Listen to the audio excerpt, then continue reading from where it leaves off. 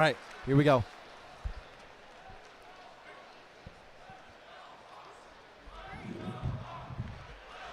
Good afternoon, ladies and gentlemen, Michigan fans everywhere, and welcome to an exciting matchup of college basketball today. Here, excuse me, I kind of went back to my roots for a second there, but it's college basketball today, coming to you from behind enemy lines in Carver-Hawkey Arena here in Iowa City, Iowa. The Michigan men's basketball team takes on the Iowa Hawkeyes in some Sunday afternoon Big Ten basketball, and we could not be more excited to bring that to you.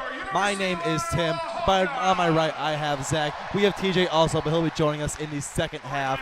We have a very exciting match today. Two Big Ten teams, a little more middle of the pack. Don't really know what to expect from this season. Michigan, of course, coming in with not a lot of hype behind them.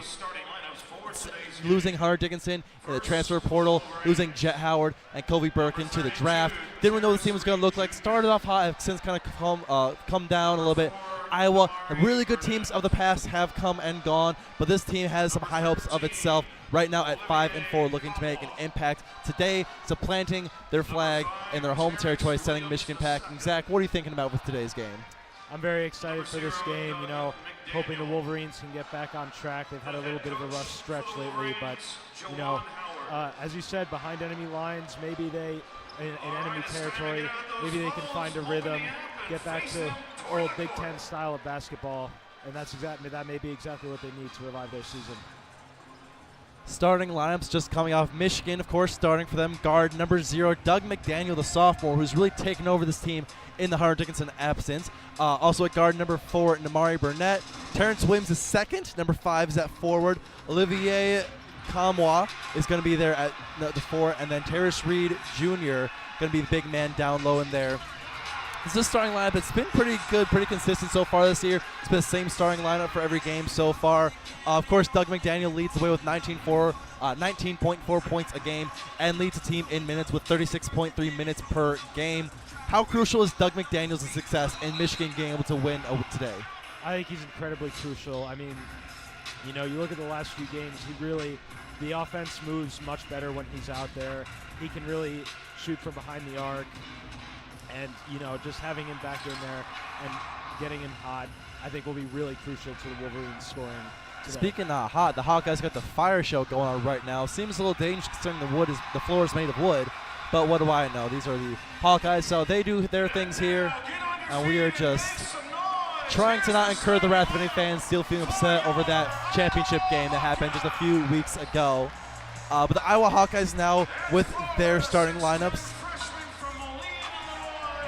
Making his first start for the Iowa Hawkeyes today, freshman Owen Freeman at the forward. He's played in every game so far, averaging just under 10 points. Gets his first start today.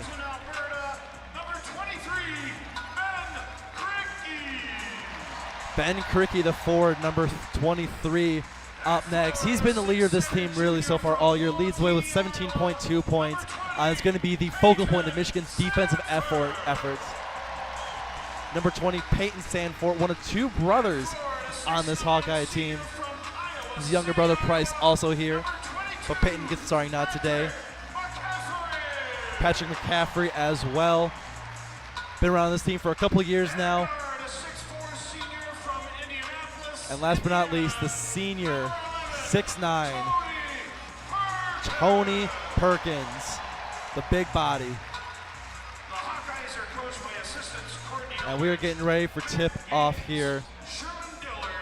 With Michigan, the last couple of games, the question has been defensive space. They've been a little bit slow on the rotations, and that's led to them getting into foul trouble, especially with the way that Iowa likes to work that ball inside. You cannot get your bigs in foul trouble early. No, you cannot.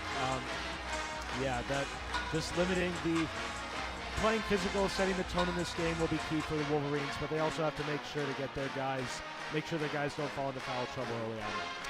Absolutely. But Michigan does, for Michigan, they've got the advantage of having down low in the paint Terrace Reed Jr., Olivier Kamwa, and Terrence Williams II. This Iowa team has not been one that has been particularly successful when they've come against teams with big size, pounding away down in the paint. What do you think, Terrace Reed? I think we'll probably have a good game from Terrace Reed today. I do. I think he can definitely be a game changer for the Wolverines today. Absolutely. We're getting ready for tip-off here. Thank you guys so much for joining us here on WCBN, here on YouTube. Make sure to subscribe here to make sure you're getting all of our broadcasts that we do for basketball, both men's and women's, the bowl games that we have coming up for the football team, and of course hockey as well. Make sure also follow us on Instagram and Twitter so you will never miss one of these broadcasts. And we are getting ready to go. Owen Freeman, the freshman, in his first ever start, will be jumping against Terrace Reeds, the 232s, getting ready to go at it. And here we go. Tip goes to Michigan. Doug McDaniels is going to get control of that ball first, going to bring it up the court. Swings over to Williams on the wing. Kamwa's got it up top. Burnett around. Doug working great off the ball there. Screen by Reed, getting Burnett in the middle. Working inside against the freshman Owens. Back up to Doug McDaniel. 10 seconds on the shot clock. Doug gets it into Travis Reed. Loses it for a second. And gets wrapped up by the freshman Owen Freeman. But loses the ball, and a diving Terrace Reed gets it back. Terrence Williams has it on the wing. And a whistle from the refs. Boy, very sloppy sequence to start. You know, they were moving the ball around very well, but just got too careless with the ball, and some very sloppy play results. Yeah, had a good look inside there, Terrace Reed, but kind of fumbled with the ball a little bit. That allowed Freeman to get in there and steal the ball away, but got poked right back out. And the refs are still conferring at the table right now. Both teams have gone back to their benches. Wolverines, of course, led by Juwan Howard here in his 5th year as Michigan head coach. Had a lot of success those first couple of years, some deep tournament runs, including a Sweet 16 appearance as an 11 seed. But these last couple of years haven't been quite as great for the Wolverines. Last year in particular, Michigan missed out on March Madness altogether, ending up in the NIT tournament, the second round exit. And Iowa, of course, coached by Fran McCaffrey in his 13th year here at the University of Iowa. In that time, he's had a 59.6 win percentage. Had incredibly successful years here, especially in those Luka Garza years, in the Keenan Murphy years. And looking to get some of that success back again this season, as it is still unclear as to what the ref blew the whistle on. Do you see anything, Zach? I don't know what they could have been seeing.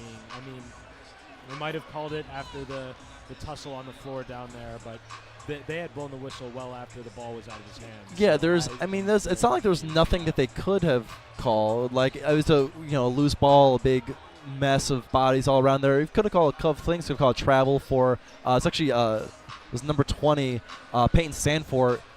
Freeman pokes away. Sanford dove on the ground to get it, and then eventually was the one that ended up giving the ball back up, trying to work it to the big. But you could have called maybe travel on him sliding on the court. You could have maybe called a personal foul on any number of players for getting too handsy in there. But it's the fact that the refs blew the whistle and have stopped the game only 40. Ooh, hello, that did not stop the clock. I apologize. The fact that they've stopped the clock only 34 seconds into the game is a little bit curious as to this prolonged stoppage has been for. And it looks like they've got the entire Iowa coaching staff that they need to explain this to. Everybody wanting to know, get some information.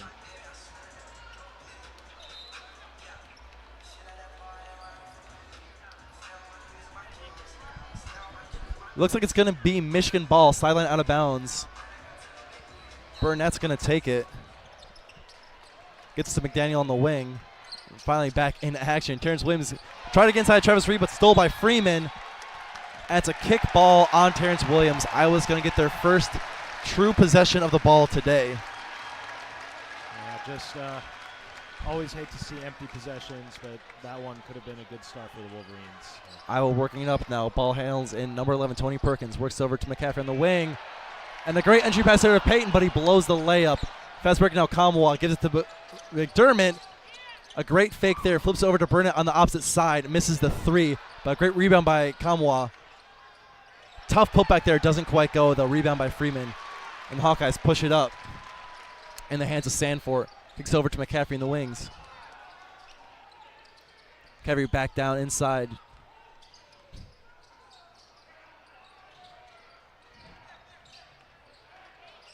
Shot in the middle there by McCaffrey. Tough shot, doesn't quite go. Cricky with the rebound. Trying to get a blocked by Terrace Reed Jr. What a great play there.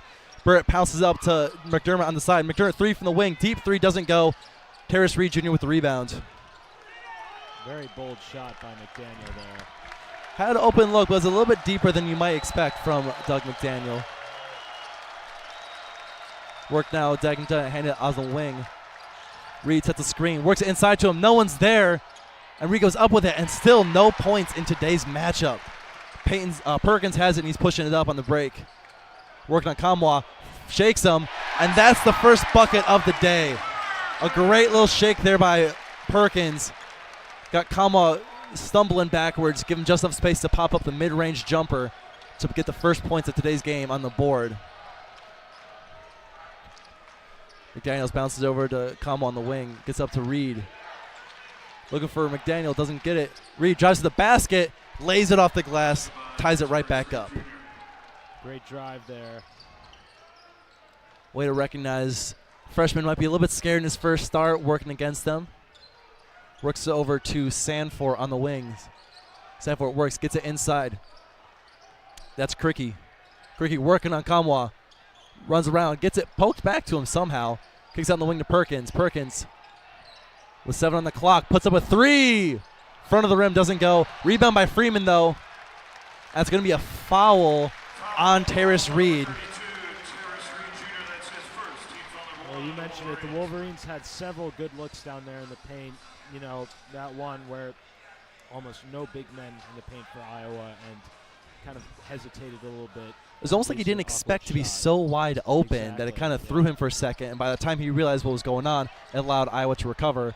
Iowa's inbound the ball. McCaffrey drives in up top, and the Michigan defense parts for a wide open left-handed layup from McCaffrey. Doug McDaniel now has it at half court, pass up to Kamwa. Bounce in to Reed at the top of the key. Looking for McDaniels to come around the screen, but McCaffrey switches off on him. McDaniel gets it. Work on top, has Reed with the screen, doesn't get it. Gives over to Burnett. Burnett hands it off to the corner with Kamwa. Kamwa working against Cricky. Back to the basket, 4 on the clock. Kicks it to Burnett in the corners. 3-pointer, doesn't quite go. Front of the rim there. Perkins pushing it fast. Kicks over to the wing from McCaffrey with a 3, and McCaffrey gets the 3. My goodness, unbelievable efficiency from Iowa right there. Pushing it right down the court on the fast break. Pass to the outside, and he bangs it down. Great drive in there by McDaniels. Doesn't quite go, though. Bounces straight out. Oh, and a big lob up the court from Sanford. Was looking for Cricky, but didn't quite get it, and we have a timeout on the floor. The first media timeout of the game. Early impressions, Zach. Well, the Wolverine defense looks like they've fallen asleep a bit here. I mean, you know, they've had a few like open looks that haven't quite gone for them, but you know, they need to just get right back on their feet defensively, and they just have let the Hawkeyes push right down the court and get open looks. So they just need to pick their heads back up. Maybe it would be nice to get some of those shots to fall as well, but getting back on defense has to be a priority here for Michigan. Absolutely. So far, early in this game already, but leading the way for the Hawkeyes early is Patrick McCaffrey, the redshirt senior out of Iowa City. Had the great layup up the middle there, was very patient, let the defense open up, took it straight to the hole, and then that, of course, that last transition 3-pointer. Did a great job of filling the lanes on the outside, and Perkins was able to find him easy with a numbers advantage on that last break right before the media timeout. And you know, one cornerstone of this Iowa Hawkeyes offense is a very high-tempo offense, and the Wolverines have tended to struggle versus quick offenses so far this season. So, you know, just gotta make the adjustments, figure out which players are going to try to get the ball to when they have those open looks, and make sure they have a strategy for those guys. Absolutely. Getting ready to come out of the timeout here any minute now. On the Michigan side,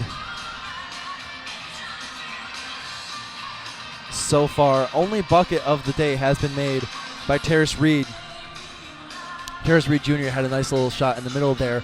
A lot of those Michigan's had a lot of close, good looks today. We just had Doug McDaniels on the break, driving in through the lane, getting right in that soft spot right on the free throw line, and had a little float that just bounced around 3 times before falling out. Not only that, but we've also had Namarni Burnett misses 2 3-pointers. Yes, the Wolverines have definitely adapted physical paint play as their strategy. So far, they've had a few looks that haven't gone for them. Only 1 score on 7 meaningful possessions has got to pick that pace up of Michigan. Absolutely.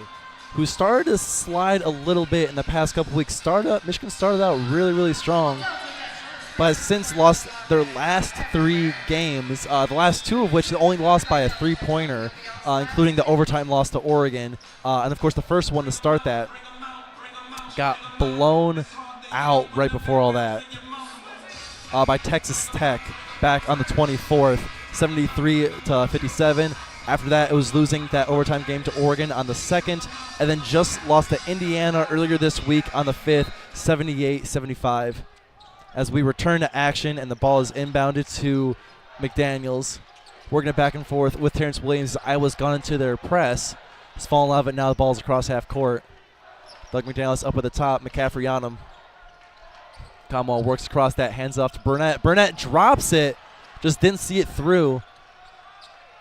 Guarded by Perkins, swings it over to Williams on the side. Gives him to Comwell, who's guarded by Cricky.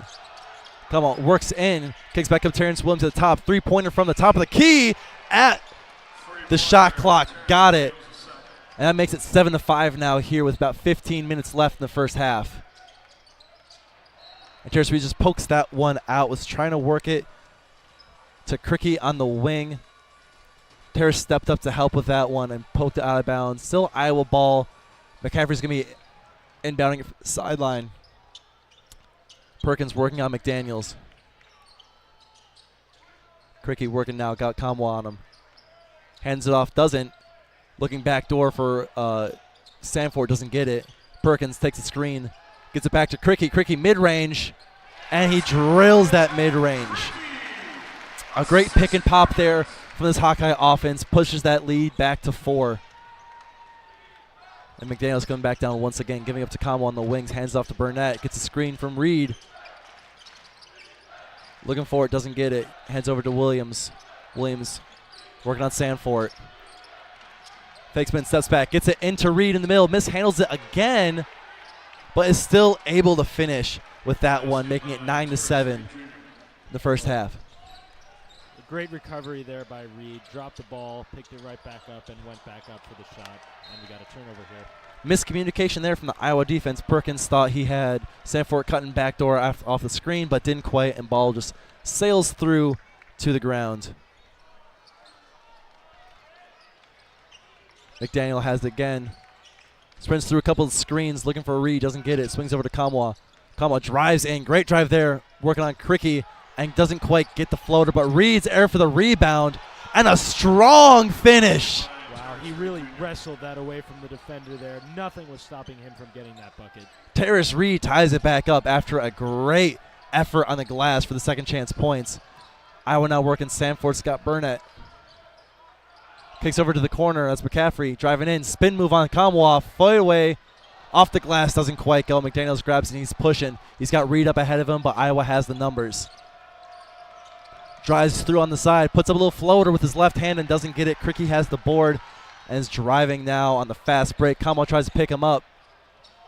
Scares off Cricky. And Sanford's trying to great dish in there to Cricky. And Cricky gets fouled as he's going up. It's going to be 2 shots. Some great ball movement from the Hawkeyes there. For sure. Cricky has a very wide open lane inside, draws the contact.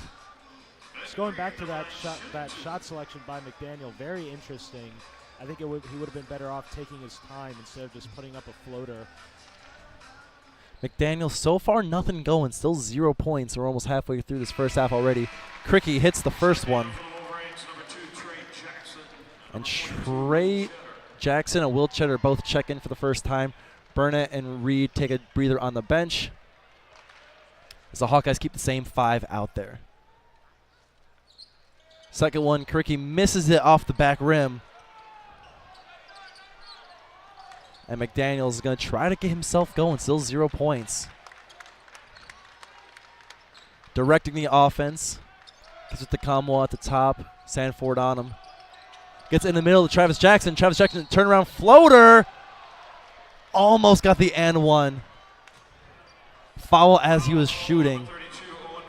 Fouls on Owen Freeman.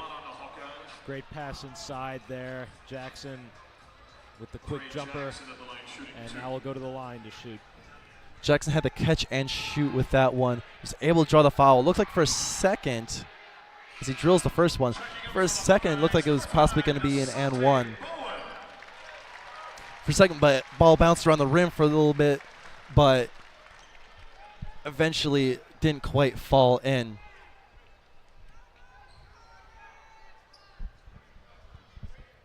Some conversation happening between the ref and the players as ball gets back, and Trey Jackson for the second one to take Michigan's first lead of the day, drills it. It looks like Michigan is going to do their own 1-2-2 full court press, trying to trap it on the sides. But Iowa's working it good up. DeSante Bowen making his first appearance for the Hawkeyes, as a strong drive there by Krikke draws the foul. And he's going to get a couple more shots up at the charity stripe. Boy, they really have to limit the amount of fouls that they have on Krikke. He really has been taking advantage of their physical play in the paint, and he has been gone to the line quite a bit here in this game so far. This is Krikke's second trip to the line. Hits the first one, much like last time. Ties it right back up. And second one is coming up. And again, misses the second one, rims that one out. And this game will stay tied as we pass 13 minutes. Very similar sequence of events on those last 2 trips to the line for Krikke. Oh, and a great poke away there from Perkins, stealing that one. Swings it over. It gives him a 3-pointer from Sandlot. Doesn't quite get it. Sorry, Sandfort, excuse me. I'm thinking about my childhood movies there. Shedder has a break, passes it back to Terrence Williams. Works it right back inside to Shedder, who's guarded by Sandfort. Shedder working, still does. Gets inside and gets a strong finish. Well, great work inside by Shedder, finding the open lane where there was really none, and a good finish. Just worked at it until his opening came. Sandfort left his feet, and that led him the opportunity. Iowa now working. McCaffrey working on top on Shedder. Gets him into the paint. Doesn't quite like that matchup, though, so works back up to Krikke up top. Gives it over to Perkins, working on McDaniel. Crossing over, back and forth. Kicks it out to the wing for McCaffrey. 3-pointer hits the front of the rim, doesn't go. But a great rebound there from Bowen. That lends up with an Iowa point. Krikke. Wow, it looked like the Wolverines just fell asleep there. They weren't even trying to grab the ball and save it. I think they thought it was going to go out of bounds. Might have a Bowman, a great hustle play there as Michigan now has the ball working. Kamwa inside, kicks back up to Williams on the wing. Williams buries a 3 after his man faded off to help down in the paint. Great recognition there. An even better shot from the senior. Bowen again working inside, gives it to Perkins, but a great block from Trey Jackson, chasing him down from behind. McDaniel swings over to Williams in transition, swings over to Kamwa. Kamwa airballs that one a little bit long, and this arena is sure to let him know as Bowen's push on the fast break gets stopped, and dangerous pass there to McCaffrey, but McCaffrey drives into the lane and hits a little pop-up jumper in the paint to bring it back within 1 as we are just under 11 minutes now. The Hawkeyes sinking around this one as McDaniels again working on Perkins up top. Gets a screen from Shedder, switches to Bowen. Williams has it on the side, gets to the Kamwa down low, working on Krikke. Swings a pass over, looking for Jackson, but gets stolen by Perkins on the break. Trey Jackson on him. And it's going to draw a hard foul from Trey Jackson there. Boy, Jackson could not have been more wide open there. Just a very bad pass and giving them a fast break opportunity there. Fouled it to save the easy layup, but just that cannot happen there. It was I would say, it was an open Trey Jackson, but it was a better defensive effort there from Good hustle play. from Perkins to just stick a hand out, pick that ball off, and run on the running on the break. A really good job there of making sure to draw the contact, to draw the foul, instead of trying to take the bigger Trey Jackson one-on-one. For sure. You know, it appears that the Wolverines are kind of switching to a catch-and-shoot mentality over here. You know, they've had a few. They've tried to get a few guys going from the corner. It worked with Williams on that one possession that gave him the lead, and you know that's what drew the foul down in the paint. But you know, we'll see if they continue using that or stick with their physical paint play. Yeah, so far Terrence Williams has 2 for 2 on his 3-pointers in this game. Only 3-pointers to have fallen so far for the Wolverines. Kamwa and McDaniel have both missed 1 apiece, and Burnett has missed 2. As the full court putt festivities happen here in Carver-Hawkey Arena, looking to hopefully inspire his Hawkeye team by putting this one in the hole. Couldn't quite do it. Hopefully the Hawkeyes do not take that from him.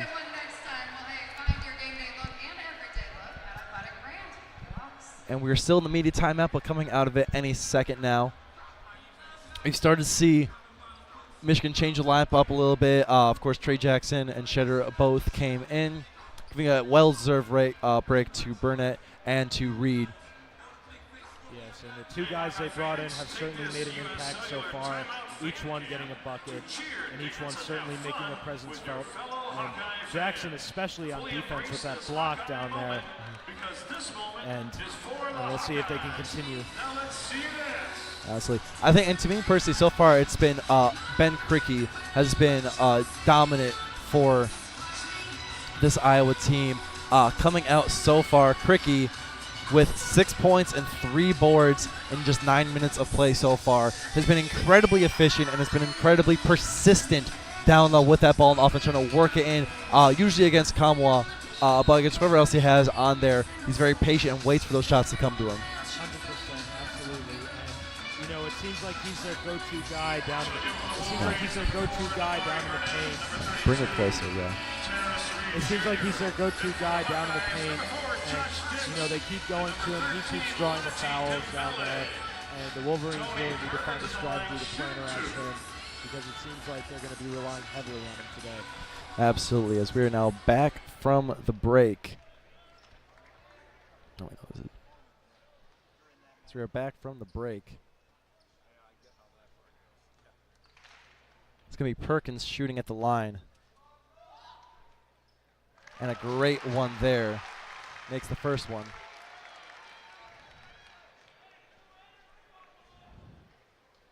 That ties this game back up. And now the second one. And for the first time, Iowa hits both free throws, and that regains them the lead, and they fall right back into that 1-2-2 press. McDaniels swings over opposite side to Shetter. Shetter brings it up across half court now. Gives it over to Burnett, who's checked back in. Burnett and Reed both back in now. Williams and Kamwa out. Gives over Shetter in the corner, drives in, kicks back to the wing with McDaniel. McDaniel puts his drill back down. 5 seconds on the clock to Burnett at the free throw line. Drives to the basket. And what? Burnett worked against Cricky, went into him as the clock was going down. Put it up, made the shot, and drew the foul. He's going to get 1 coming up. Wow, what a play by Burnett there. Trying to just move around, circle around inside the paint. And, you know, it really appears that he has found his groove here and trying to make some things happen for the Wolverines. He's going to get his free throw here.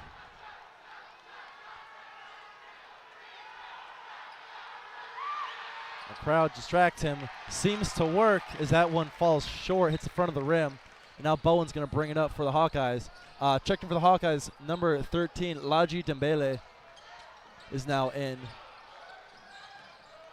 He's checked in for Sanford. Also number 4, Josh Dix as well, as that shot from Dembele doesn't quite go. And for the Hawkeyes, number 32, Owen Freeman. And Freeman's back in, giving Cricky a break. Number 2, Brock Harding. As well as Brock Harding also checking in. Iowa going deep into their bench here halfway through this first half.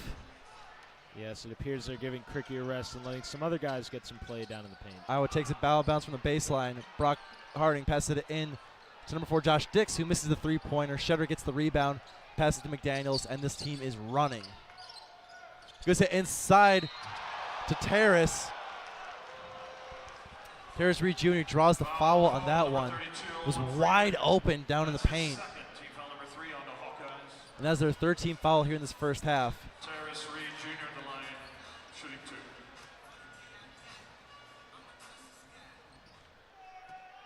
Terrace Reed's going to get 2 here.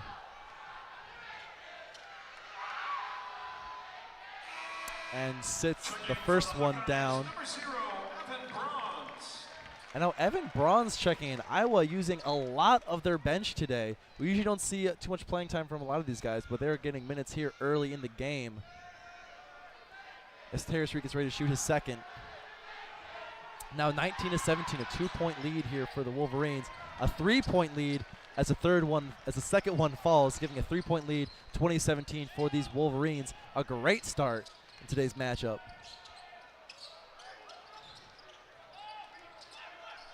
That's Harding working up top, pass over to Bowens.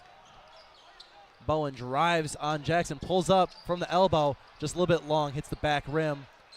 And Will Shetter has a great save from the ball go out of bounds. McDaniel's working, pass it up to Burnett. A little commotion there, but McDaniel ends up with the ball again somehow. Pass over the corner for Burnett. It looked for a 3, but hesitated. Worked it inside to Reed, who was wide open. It works down Travis Cutting baseline. Trey Jackson, and it doesn't quite work. Harding running the break now. Dishes up to Dix. Dix rings around the Rosie, doesn't go. And now Shetter running the break from the side. Great pass up to Terrace Reed Jr. And a great finish there by Reed. A hard finish with a couple bodies on him. Puts a great job there putting that one away. Iowa's got it again. Harding's got it on the wing, working on McDaniels. Drives left. Gets past him. Fakes it. Doesn't quite put up. Looking to give it out. Gets to Bowen. Bowen on the wing. 10 seconds on the clock. Bowen working on Jackson. Swings it over to Dix. Dix crosses over Reed's. Going to get a little floater in the lane and sinks it down. A little off-bounds jumper there in the middle of paint right at the buzzer. Yeah, good move inside. While he was moving sideways, just an accurate shot. Burnett's got in the wing. Gives back over to McDaniels. Opposite side. Back to Burnett. Burnett with a long 3, looking for his first of the day, and it doesn't quite go. It's going to be out of bounds. Yeah. He really wanted to announce this to this crowd that he has arrived with that shot selection. It just maybe not the most open look, but definitely if he continues taking those risks, he's bound to fall for him one of those times. Yeah, so far it's not been working for Burnett today. Having some trouble getting the shots to fall. It's his third missed three-pointer of the day. And a lot of Michigan's offense also actually has been working that well. Doug McDaniel leads this team in points per game with 19 points per game. Has yet to get himself on the board. Yeah. Reed really carrying the load here for the Wolverines with 10 points so far. Very efficient on his field goals, 4 for 6. While the rest of the Wolverines are kind of struggling, only 8 for 18 with a 44% success rate. But oddly enough, that's actually higher than what the Hawkeyes have right now, as they are only at 37% of their field goals falling. So the Wolverines just kind of need to just find what works for them, whether it be just layups inside or corner threes or whatever it may be. Once they find something that works for them, it would be wise to stick with it. We mentioned at the beginning of this broadcast that Iowa has been known to struggle with some size. Earlier this year it happened with Creighton. It's happening again now with Terrace Reed, where he is getting absolutely And it's not just the simple fact that Terrace Reed Jr. is overpowering Owen Freeman and Cricky and the other bigs they have down low in there. It's just the simple fact that they don't seem to really be covering the paint. There's a lot of times where Terrace Reed has been able to find himself wide open there in the paint. And just get and in fact, if it wasn't for him fumbling a couple of passes earlier on in the game, Reed might already have 14, 15 points to his name. Yeah, and another thing another trend that I've noticed here is that the Hawkeyes are very frequently leaving their guys one-on-one with Michigan's big men in the paint. It really just kind of leaving them susceptible to work around, find the open space, and we've seen that a lot with Shetter and Reed creating something out of nothing. On the flip side, for the Wolverines on defense, it's a similar story. Once teams are able to play quick and keep the ball moving and rotating around, it ends up with that defense being out of position. It's happened a couple times too. Talking about the soft paint for the Hawkeyes, Michigan themselves have let up a lot of shots kind of in that range, but for them it's been more guards cutting in and getting little spot-up jump shots from the paint right around the free throw line, whereas with the Michigan side, it's been able to get Terrace Reed Jr. working. Yes. Well, we are back from the media timeout, the under 8 timeout, and Iowa is still working with that ball. Harding has it up top, works McDaniels, takes a screen there from Burns. Doesn't quite get the cut that he wanted to. Now Dick's working on Burnett. Has it at 24, Price Sanford, the younger brother. 1 second on the clock, and the shot falls right at the buzzer. Brock Harding didn't look like he was going to get it off in time, but just managed to float it up, again, right around that elbow free throw line, right inside the paint. Yeah, the Hawkeyes are really thriving around that mid-range area so far. McDaniels got Harding pacing him on the wings. Shetter hands back off to McDaniels, who swings it over. Worked inside, Jackson works side to Reed, and Reed draws another foul. Looks like that foul was going to be on Dembele. Foul called, number 13, Laji Dembele. That's his Laji first Dembele has the foul there, and Reed's going back to the free throw line again. Yeah, Dembele just coming in off the bench for the Hawkeyes, and he also falls victim to the Wolverines' physicality, and Reed once again heads to the free throw line. And once again gets that first one. Dembele is a true freshman out of Newark, New Jersey, came to us from St. Benedict's Prep. Getting some good action in some high-intensity Big Ten play early on. It's good signs for the youngin' for years to come. As Reed finishes off the 2 points with the second one there. Harding is going to push this one up now.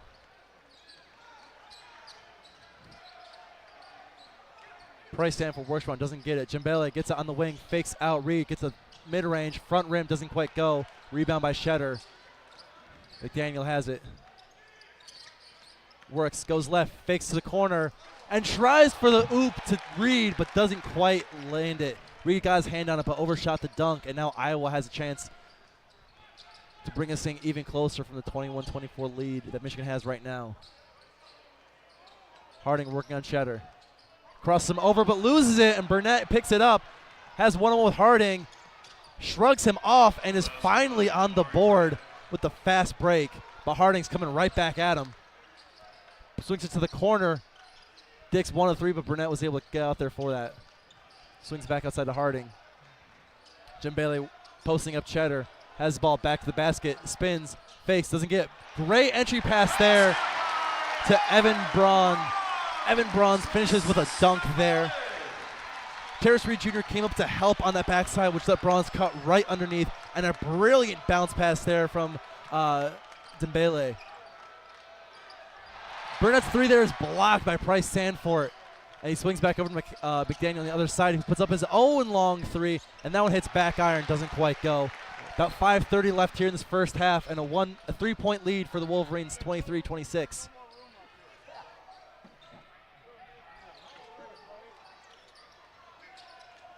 Brock Harding works it, dribbles down the left side, gets a little spot up from the elbow, puts it down. Brock Harding's been living with those spot up jumpers, and McDaniel has not stopped him once.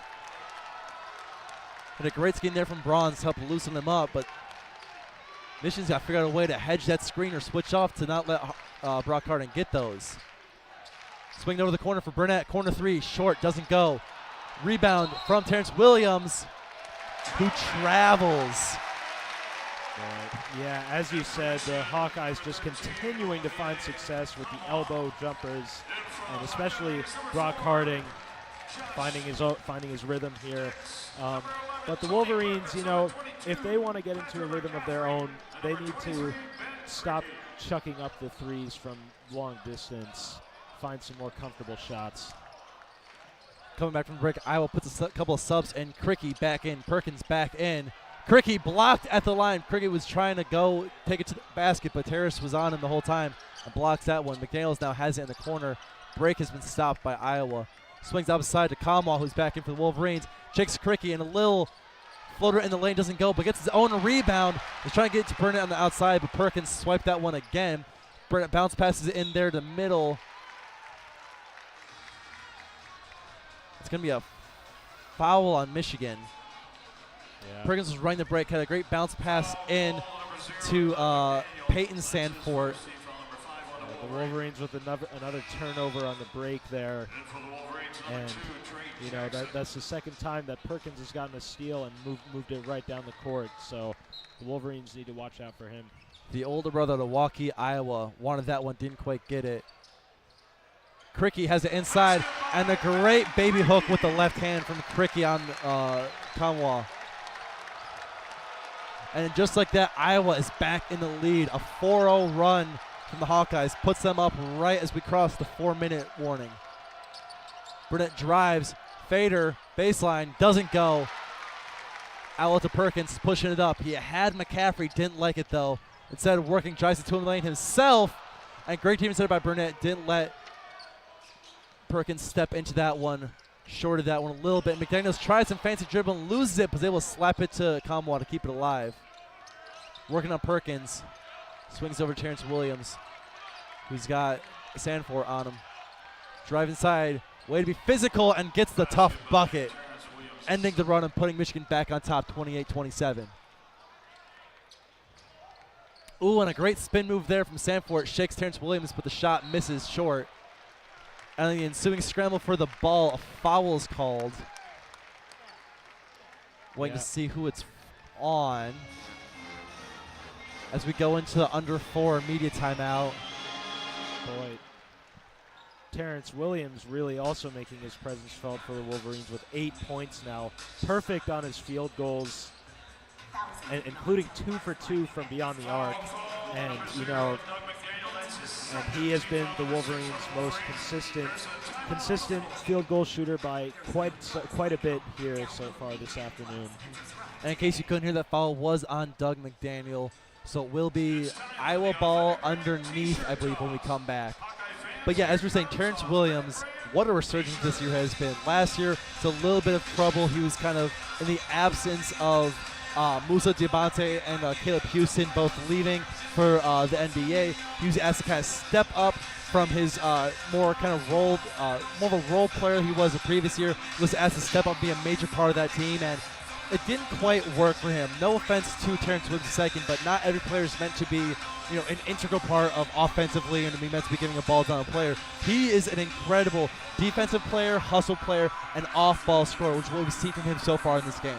Yes, and it looks like that he's refined his game quite a bit so far too. You know, great defender, coming up big for the Wolverines offensively, been very efficient, and you know the Wolverines continuing to embrace the physicality of their big men down in the paint. They have been They have continued to be a bit sloppy, like I mentioned with the pass down court that led to the fast break over there. Sloppy play. Michigan has 7 turnovers so far in this game. Iowa's only got 4, outpacing that stretch of games. But when you look at it, Michigan somehow has more points off turnovers than Iowa does. Despite offering up 3 more turnovers than Iowa, Michigan somehow has 3 more points off turnovers than Iowa does, with Michigan having 7 points off those 4 turnovers, and Iowa only getting 4 points off the 7 turnovers. Yes, the defense has definitely tightened up after allowing a few fast breaks down there at the beginning of the game. Definitely wanted to make an adjustment for that, And the Hawkeyes have been very efficient down in the paint as well. Kind of picked up the field goal efficiency after falling behind a bit. You know, as we were saying, the elbow has been the spot where their guys have been living. They are. It almost seems like they can't miss from there right now. And it's been really simple offense too, of just either Harding or Perkins or whatever working the ball up top, and then either a Bronze or a Cricky or a Sanford, someone just come set the screen at the top of the key, and they just run right around it and get their shot right there. It's not that hard of a play to defend. Either have the big your Reed or Kamwa hedge the screen, call a switch on those, but for every reason they just have it, it's allowed the guards for Iowa to get some wide open shots. Absolutely. As we come out of the timeout, it's actually going to be free throws for the Hawkeyes. It's going to be Tony Perkins. 4 points already on the day, 2 for 2 earlier. Make that 3 for 3 as that first free throw ties it all up at 28. Somewhat of a lower scoring first half for two teams who have been known to put points on the board this season. Second one is good as well. Iowa regains the lead and falls into that full court press, that 1-2-2. Terrence Williams and Burnett working the ball back and forth with each other. Burnett has the ball now. Up top, guarded by the younger Sanford Price. Gives over to Kamwa up the top. Great cut there by Trey Jackson, but gets back over to Burnett at the wing. Swings over Shetter on the wing with a three-pointer, and Shetter buries it. Great shot by Shetter there, the catch and shoot. Shetter with a man in his face elevates and gets a great three-pointer there. But Iowa comes right back. Cricky working in the post on Shetter is able to push him back down until this game is tied up again. Ooh, that pass almost got away from Burnett, but Trey Jackson's able to bring it in. Trey Jackson drives left-handed and finishes strong. Cricky challenged him at the net. Trey Jackson kind of hung in the air for a second, but was able to still find a way to finish through. Really taking advantage of his size, being patient there, holding until he gets a perfectly open look, and then finishing. Perkins going to be working on Burnett. Great scheme there from Cricky. Switch over Shetters on Peyton Sanford now. Mismatch Cricky with Burnett in the post. Burnett was somehow able to block the first shot, but Cricky was able to get his own rebounds and finish. Just under 2 minutes now, and this game is still tied at 33. Kamwa's got it up top, guarded by Cricky. Looking for Burnett, doesn't there. Spins, reverses, and is blocked at the basket. Spun around Cricky, try to drive, but ended up getting blocked. Was both Peyton Sanford and Cricky were both there. Tony Perkins is going to pull up a little mid-range. That one doesn't quite go. Burnett was defending that one well. Terrence Williams running the break. Has the younger Price Sanford.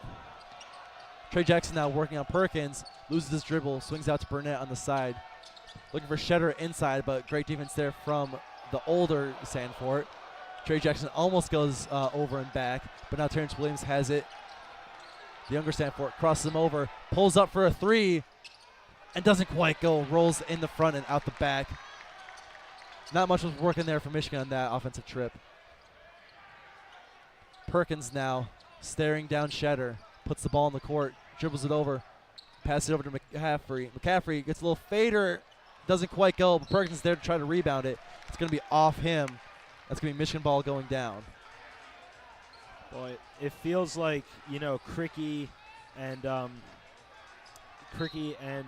Brock Harding, who is not on the court anymore, have really been carrying the load for the Hawkeyes on offense. Absolutely. As we reach 40 seconds, creeping up on the end, Michigan's going to take a timeout. Timeout, Michigan.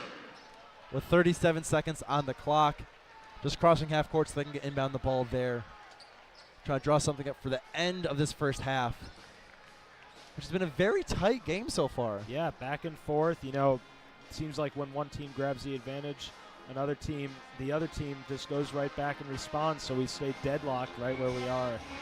But both teams have been finding success on offense here in the latter half of the first, in the latter seconds of the first half.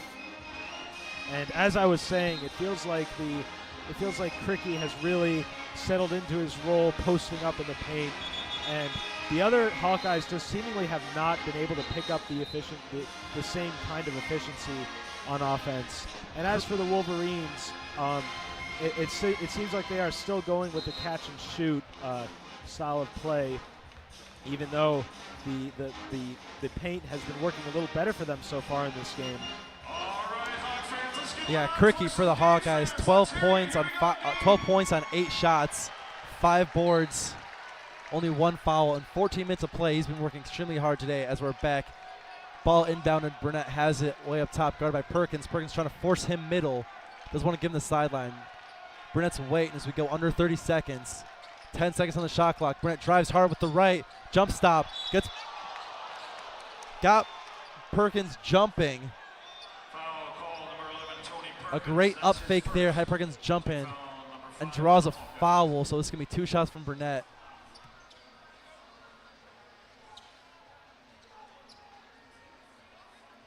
Burnett 0 for 1 on free throws today. Had the and one earlier on. Couldn't finish it.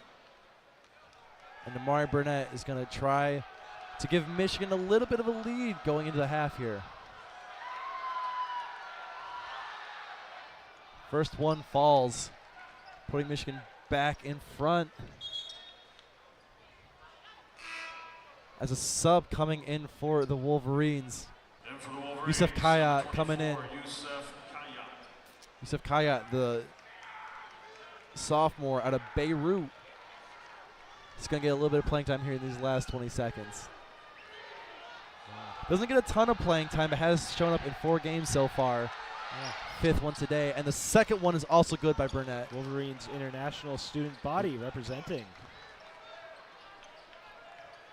Perkins lets the ball roll up to half court before picking it up. 20 seconds to make something happen. He's going to hold it for a while.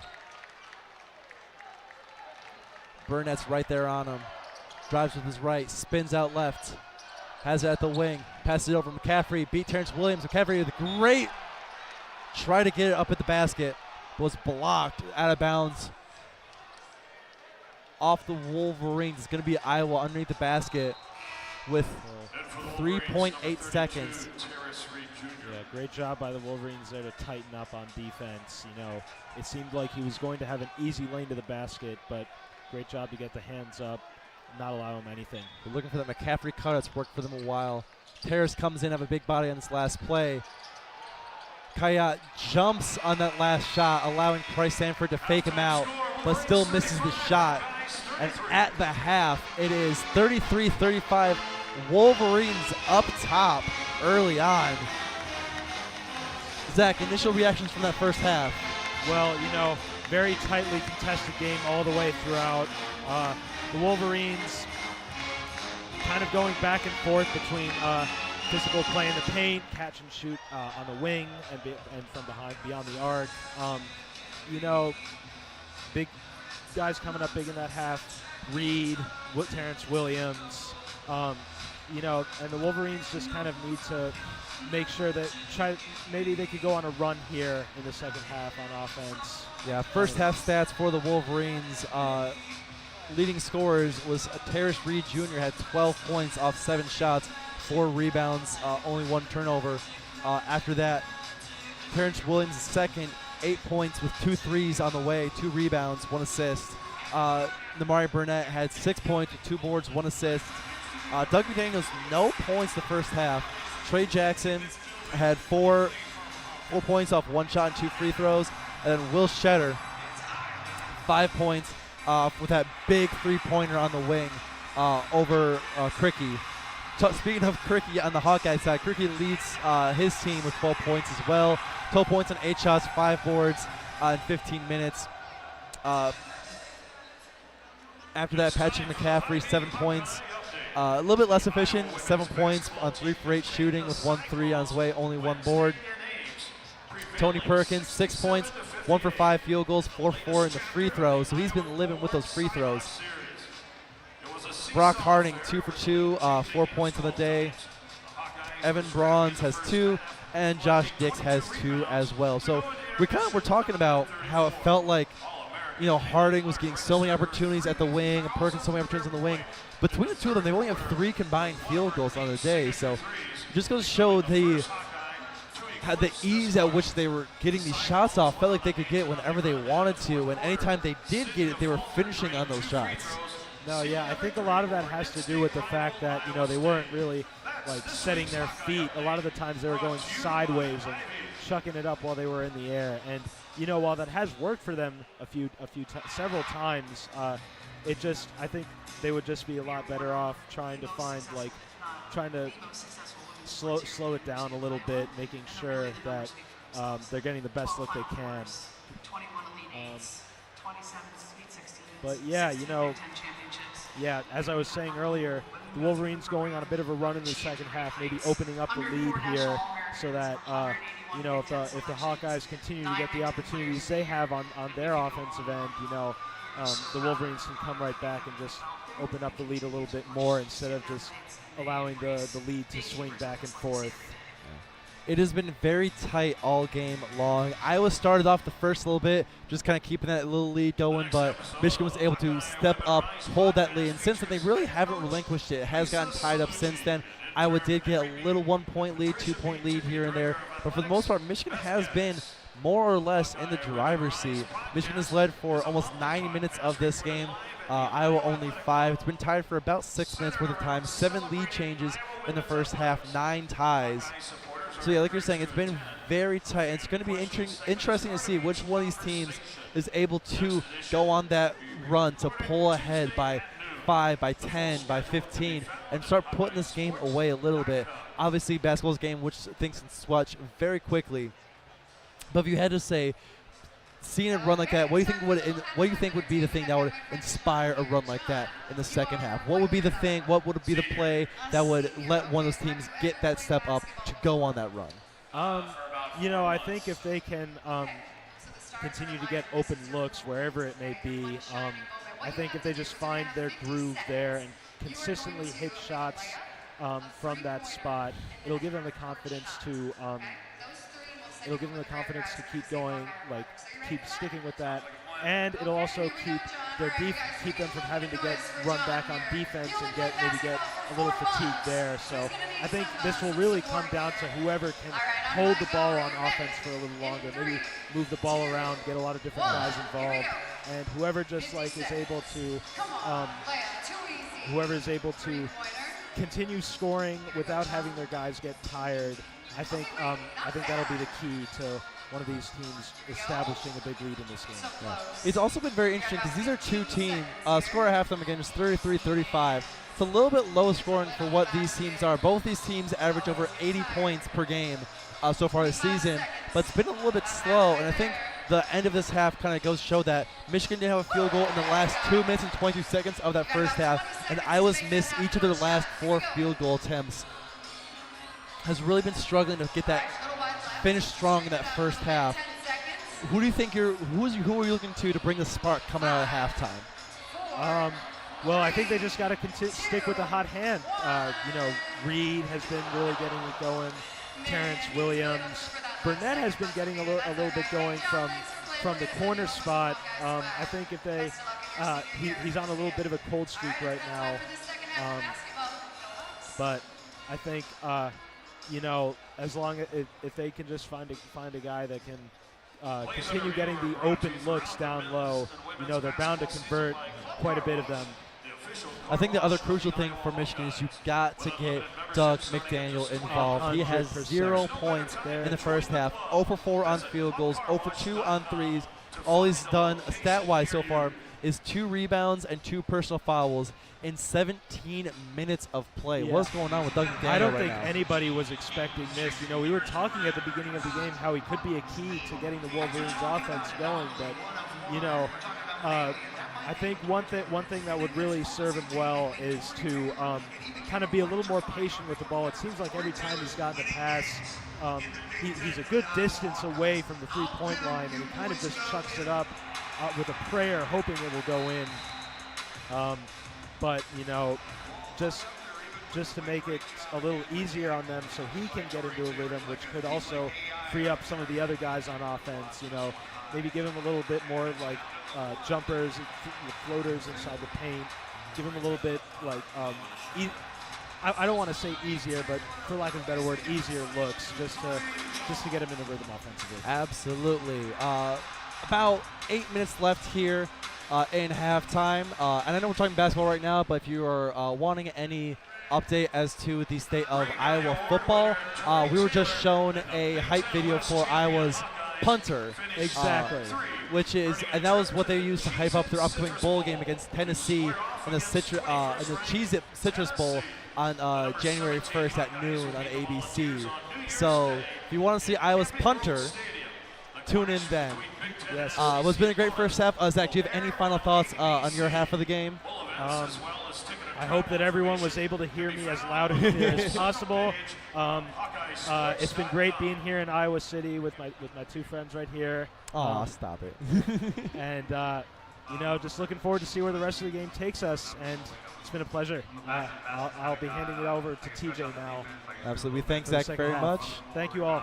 And we bring on TJ, who has been just sitting right behind us the whole time. He's been taking his notes. I've seen him over there working. TJ, how we doing? We're doing good, yeah. We're awesome. doing good. So you've been sitting here, you've watched the whole game. You just haven't been able to be on the mic yet. I've been seeing you scratch down your notes and see them right in front of you. What are your things noticing? You've watched a little bit more of Michigan basketball this year than I have. So what's something that you have noticed watching a little bit more games, have a little bit more context than I have coming into this? What's something you've been seeing with this Iowa Hawkeye team? The one thing, or the Michigan team. Well, for Michigan, I've seen them play a more physical brand of basketball. That's what Martelli has brought up in past press conferences, of just being more physical, pushing the pace and, really hammering down that man defense, and they've done that. Iowa is one of the best scoring teams in the country, both in the Big Ten and around the country, and Michigan has held them to 33 in the first half. I think that's an impressive feat. And one thing noticing, just watching the Iowa State game on Thursday, was that Iowa, they were not good against physical teams, and that's what Michigan's doing. And one player that specifically impressed me is Terrace Reed, because I just watching a few games, he struggled early, just dominating the post as he should, using his size effectively to gain leverage in the post. He hasn't done that, but really he's grown into his own against a very good post defensive team. Absolutely. Of course, Iowa lost to Iowa State back on the 7th, just a few days ago, 90-65. They're in the midst of their own two-game losing streak, having also lost to Purdue before that, 87-68 back on the 4th. So it's been a rough week for Iowa basketball, losing 2 games in a row, having a pretty good start, starting out 5-2, a pretty hot start, and what's going to be a very competitive Big Ten this year. Yeah. Now dropping the last couple, now losing at half against a Michigan team that's also started out decent and then kind of fell off from there. This is a Michigan team that had very little to no expectations coming into the season.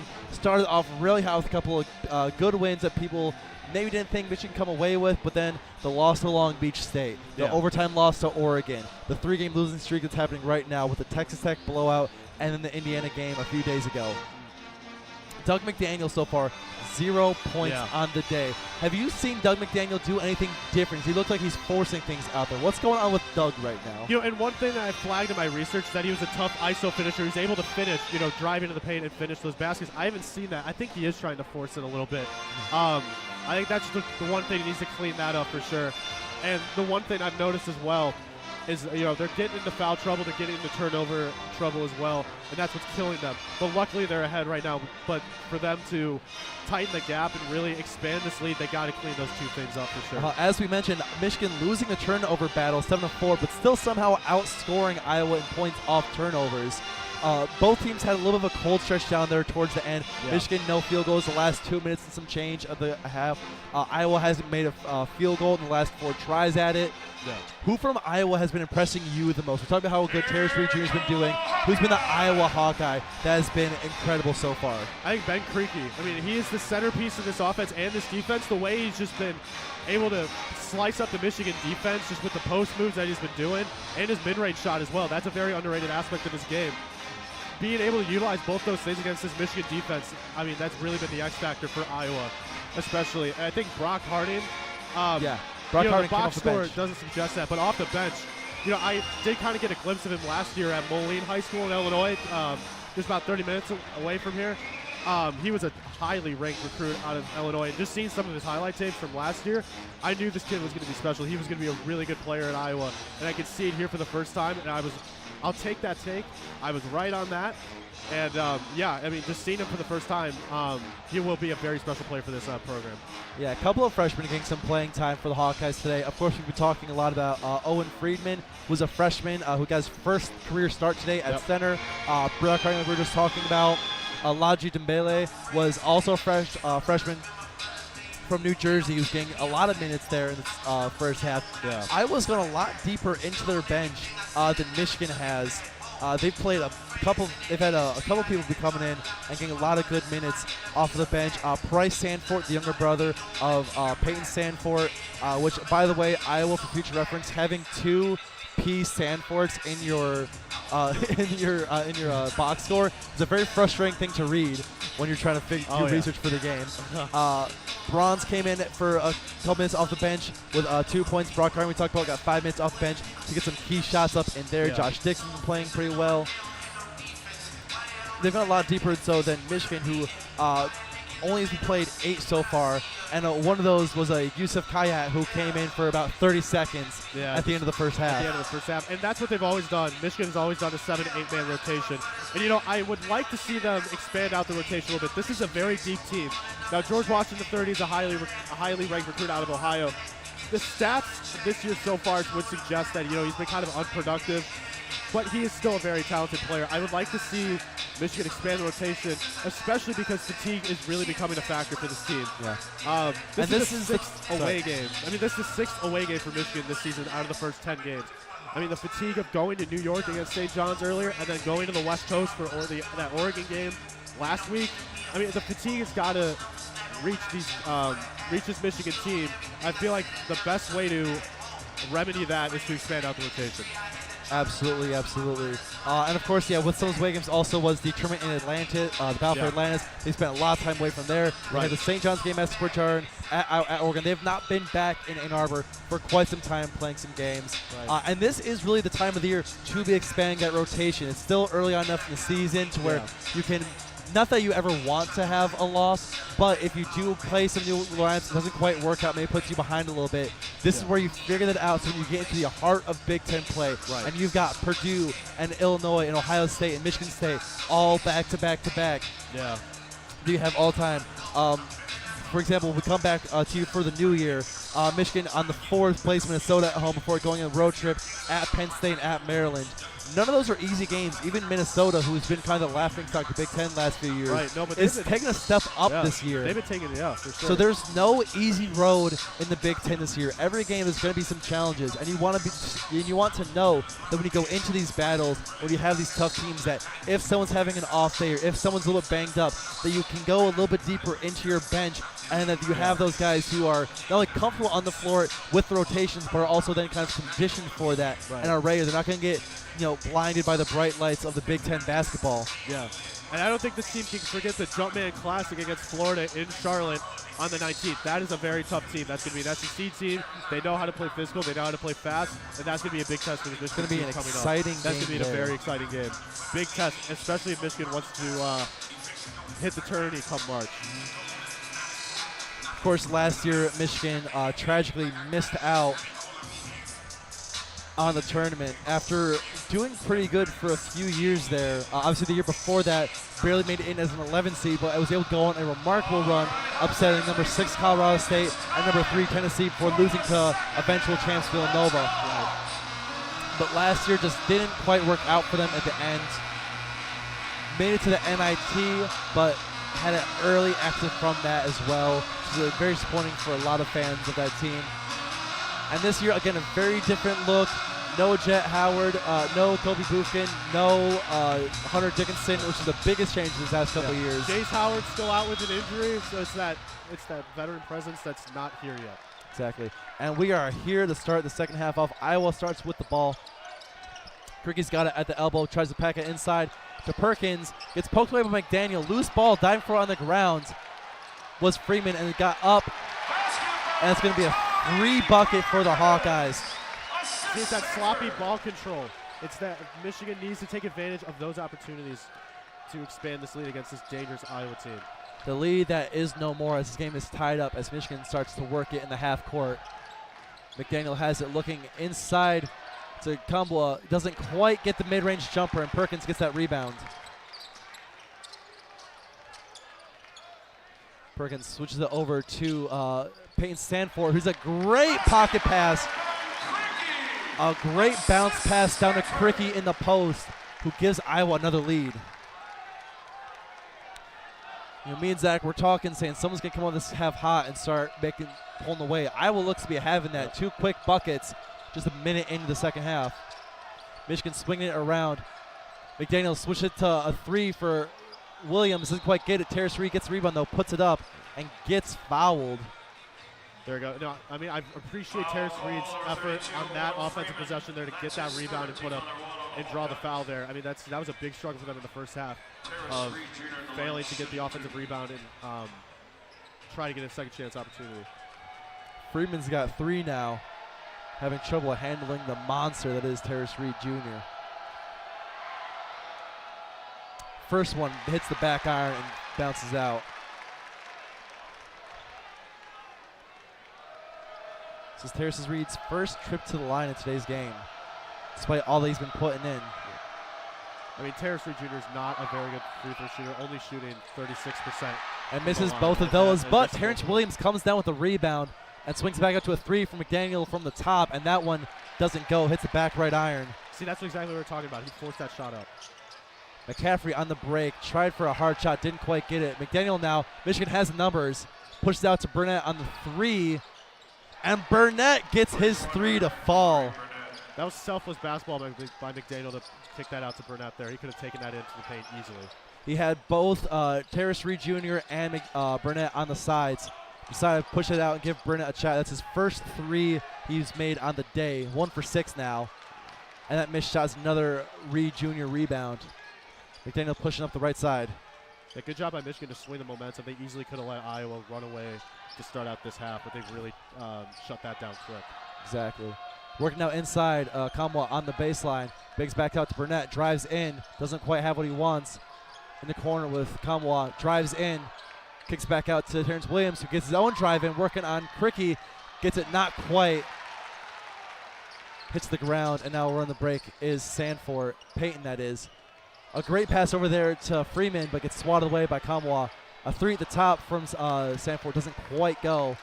And Kamwa gets that board. McDaniels going to push it. Swings it over to Burnett, who takes a long 3 from the left wing and gets it. Damari Burnett is heating up after going 0 for 5 on his first 5 threes. Has 2 great fast break 3s on back-to-back. And Tony Perkins loses that ball. It's going to be out of bounds. Michigan going down. It's a huge momentum swing for Michigan. It looked like Iowa's going to run away to start out the second half, but it's swung huge in favor of Michigan. Do not adjust your speakers. That is a silent Carver-Hawkey Arena right now. McDaniel's putting some great pressure on Tony Perkins there, and Tony Perkins was trying to do it between legs. It just didn't quite work. A wide open Kamwa in the corner for another three-pointer. 3 in a row for the Wolverines, and all of a sudden it's a 7-point game just like that. What a slick pass by McDaniel.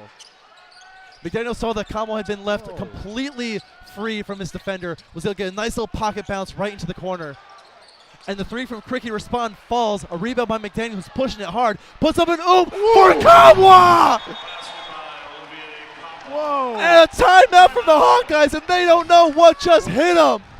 46-37. Wolverines over the Hawkeyes.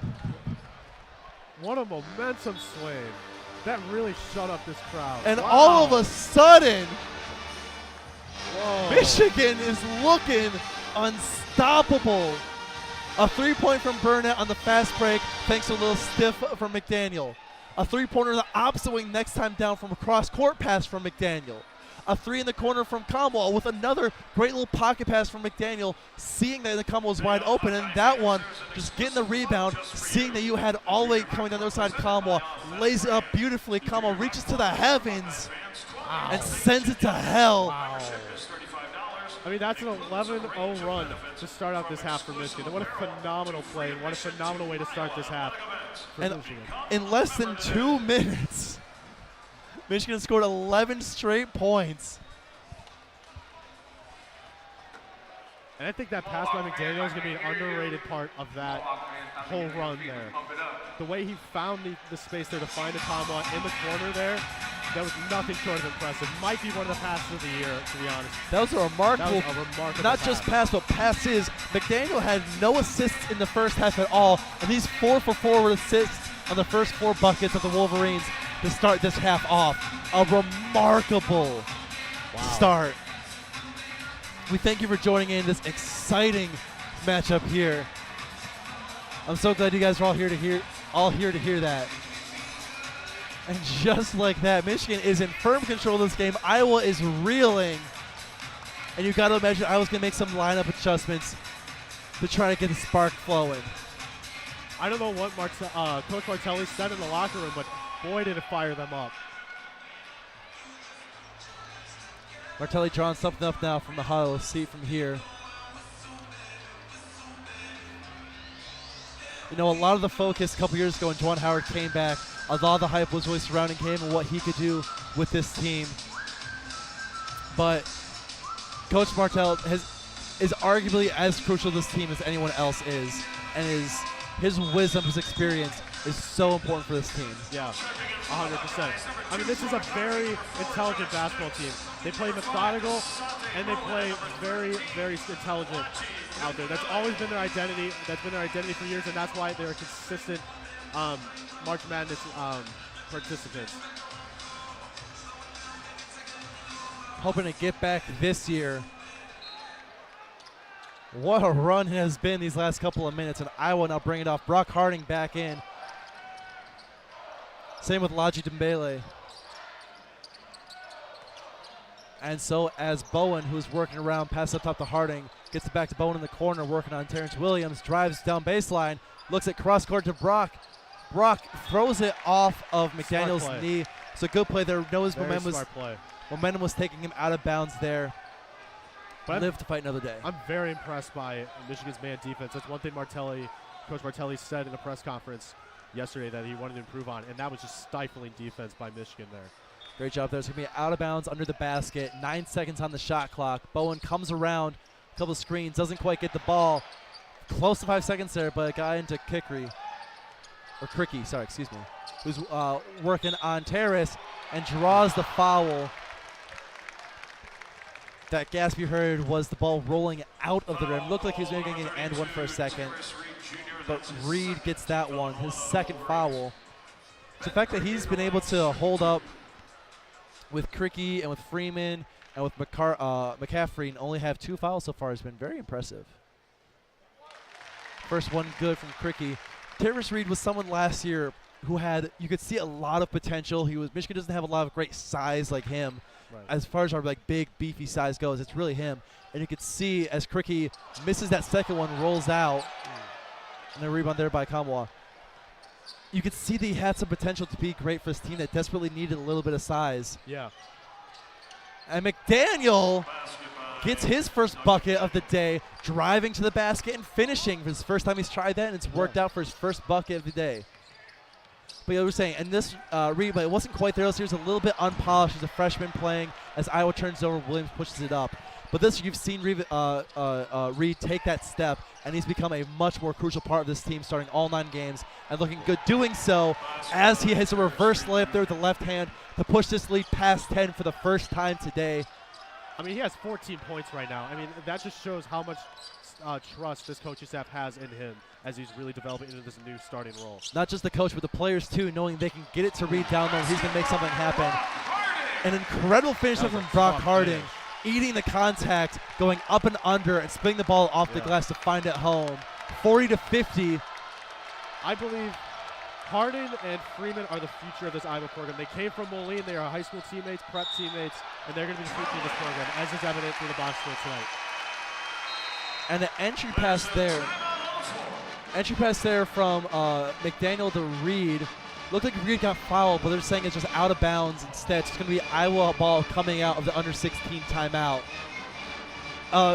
Remarkable first 4 minutes of this, or first 5 minutes, excuse me, of this second half, which started off with Michigan coming out a little bit sloppy with those loose balls, Iowa getting 2 quick buckets, and then all of a sudden, 3 straight threes and that alley-oop from the 3-point line, and it's been all Michigan ever since. I mean, it was just like a vacuum sucked all the air out of this building. The energy and the electricity that this Iowa crowd has really brought to this game in the first half quickly evaporated. And I think that run comes down to two things. Michigan really emphasizes a fast pace of play. They advance the ball very, very quickly, and that's what Martelli's has been focused on really much of late.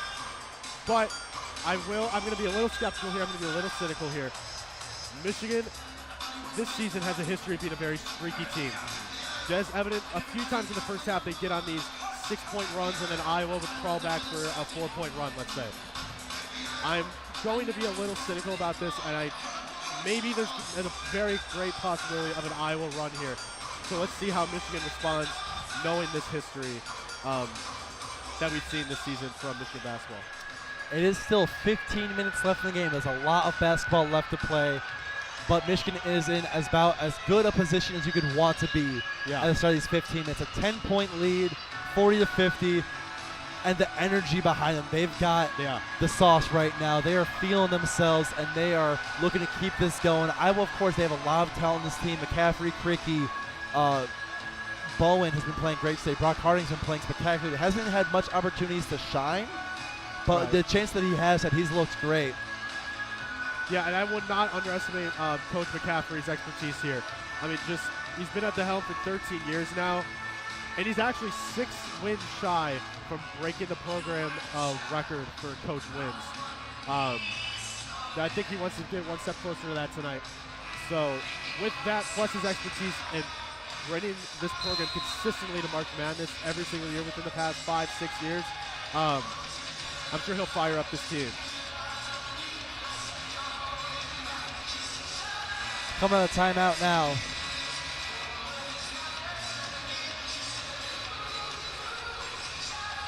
Duan checks in with the officials. I do like seeing Coach Howard on the bench here, even with coming out of the surgery. Not assuming head coaching duties right away. I do still like him at the head of the bench there, still talking with his players. Absolutely. And as we come out of the break, Michigan is in their 1-2-2 full court press. Iowa able to just manage to it easily. Number 4, Josh Dix working on it now. Gives it back up to Harding up top. Harding's got Williams on him, directing traffic. Gets it over to Cricky. Cricky drives on Kamwa, and a great block there from Reed. I don't know what came over Terrace Reed just from watching film from the Indiana game to tonight, but his physicality on both ends of the ball is nothing short of just a great basketball. Reed has stepped up in a major way tonight. Saw that Cricky was going to get a decent shot off there and left his man at the perfect time and swatted that ball out of bounds. Cricky's now working on Reed right outside the paint. A fader doesn't go. And it's going to be Dembele with the rebound. Swings the opposite side to Harding for a 3. Doesn't go. Dembele again with the offensive rebound. This one up to Cricky at the top of the key. That's 2 straight offensive boards for the Hawkeyes. Harding now feeling the heat from Williams, gives it in to Dembele. Doesn't quite go, but a third offensive rebound, loses it out of bounds, and it's going to be a Michigan ball. Man, that was lucky for Michigan that rolled out of bounds. I mean, that would have been a 6th chance point there. Iowa converted on that. I mean, that's still one struggle. Despite this run and despite this swing in momentum for Michigan, they fail to come up with offensive rebounds. And if they keep it up, that's going to stifle this whole run. That was just great effort there by Laji Dembele. A dangerous basket from Burnett inbounding the ball on the wrong side of half court, but Michigan breaking the press right now, easily done so. McDaniel starting to feel himself a little bit. 4 assists and a bucket in the first 5 minutes after having none of those in the entire first half. Working up top, past a couple screens. Working on Dembele, steps back for a 3 and gets the 3. A step back 3 with Dembele in his face. Buries that one. Wiley called his own number on that one. He's just been playing very selfless basketball this half. He hasn't let it get to him too much. His first half runs, he hasn't let that get to him too much. Iowa answers with a Dembele jumper from the free throw line. Iowa with their own little 1-2-2 full court zone press. But Burnett and McDaniel just flick it back and forth a couple times, and that breaks the press. McDaniel's working on Harding right now, goes to the top corner. Looks for a screen from Shetter. Switch off to Cricky, a great hedge there. Takes some screen from Reed. Reed wide open, and Reed finishes with an and one. I mean, that was great offensive spacing for Michigan. Just great communication from the helm of McDaniel to allow Reed to cut in for the easy basket and the and one as well. And it was great eyes for McDaniel to see that Dembele was a little bit late getting back on Reed. They were hedging the screens there on that one. You had both Terrace Reed Jr. and Will Shetter in those Seng screens, and both their men were hedging on those. They were trying to step up to stop McDaniel's momentum, but then still switch back. So it's not a full switch. And one thing that I noticed from Iowa just in the last game is that their defensive spacing leaves gaps out towards the baselines. They've been doing that, but at the expense of leaving gaps in the middle of the paint right there, which allowed Reed to get that easy bucket. Easy bucket, and then the free throw to finish it. And a charge is called on the Hawkeyes. This crowd does not like it. They're saying Bowen reached around and pinned McDaniel to his back, which qualifies as a charge. This crowd did not like that. They thought they were going to get a foul for a block or a reach, but instead this 14-point lead stays and Michigan gets the ball back. 42-56, 12-50 here. McDaniel's got Harding on him. Reads up for a screen. Switches over to Burnett. Burnett drives past. Whoa! Burnett gets hit by Harding there. No foul. And Dembele gets the entry pass. Kind of loses it. Allows the offense to get back on him. And another charge. This crowd does not like this crowd calls. is heated right now. Wow. And we have a McCaffrey needs to be held back. McCaffrey needs to be held back by his assistant coaches as he is incensed by the ref calls in the second half. And the ref teed up someone. Technical foul on the Iowa bench. Number 42, Will Shetter. And it was on McCaffrey. McCaffrey was heated on that one. Dembele got the ball in the post. He kind of fumbled it, which let Shetter come back and get set up on defense. Shetter ran through. They called the charge. McCaffrey came off the bench to yell at him and got teed up for it. And Shetter hits the technical free throw. Hits the first one of these. And for the Hawkeyes, number 32, Freeman. Yes, the Iowa crowd's back in it for the wrong reason, but they are in it. And that's one thing Michigan has got to play in the factor here is that the Iowa crowd is back into it when the electricity in this building was gone. Shetter gets both technical free throws, and that'll be Michigan ball underneath their own basket.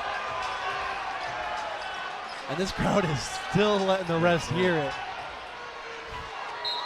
It's going to be Burnett taking it inbounds. It's going to be looking for McDaniel. Covered well. Gets to the Shetter, passes right back to Burnett. A little more of a man press now. Looks up for Trey Jackson. A great head lead pass. And it's a block. Trey Jackson fouled. It's going to get two shots. Number 23, Ben Cricky. That's his second team. And that's on Cricky, too. I mean, outside of these foul calls, I'm really glad with how Michigan's responding to the press. It seems like they've really struggled against that, especially against Oregon and especially against Indiana. They struggled against the press. And the way that they've been able to advance the ball through the tight zone and man press of Iowa has been really impressive. Trey Jackson hits the first one. Again, as you've mentioned, those at the college level, you don't see the full court presses too often. No. They're used more as a change of pace kind of thing, but they can be dangerous when you're not prepared for it. And McCarthy is gone. McCaffrey is gone. He was tripping at the refs during the free throws, and before the second free throw on the Trey Jackson foul was through the net, McCaffrey got tossed. You never see that from McCaffrey. Just the expertise and his experience. You wouldn't think he'd let the emotions get to him, especially in a tight Big Ten game like this. I know things aren't going well for your team, but you cannot let your emotions get the best of you here. McCaffrey has been incensed.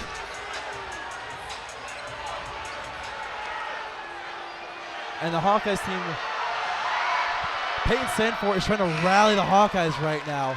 He's got the whole team together, and he's talking to them. He's trying to get them fired up. As McCaffrey leaves the court. These are the standing ovations from the crowd here in Iowa City. And Trey Jackson hits both the technical foul free throws. And for the Hawkeyes, number 20, Peyton It's Sanford, number 22, Patrick some McDonald. kind of scene here in Iowa City. Iowa's going to inbound the ball. And the starters are back in. McCaffrey, Sanford, Cricky, Perkins, and Freeman. McCaffrey's got the ball. Jackson's working on him. And this crowd is raucous now. They're in it.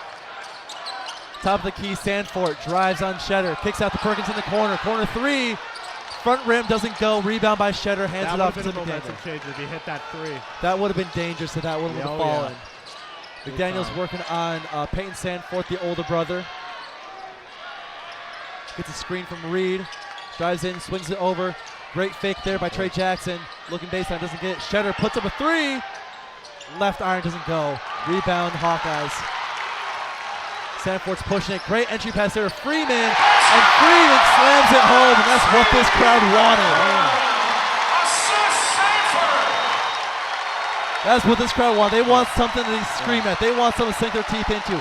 It is still Even when an you're down, 18-point game after all those technical free throws.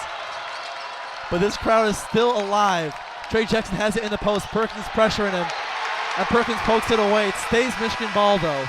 This is a great test for Michigan to see how they can respond to this crowd. I mean, this crowd is electric. When before, all that was gone through the first run that Michigan went on to start on the second half. But with McCaffrey going out, I mean, this building came alive. Oh, yeah, it's now the under 12 needed timeout as I'm running the clock down to match up with the craziness that was happening there. That was so. Let's walk through everything that just happened.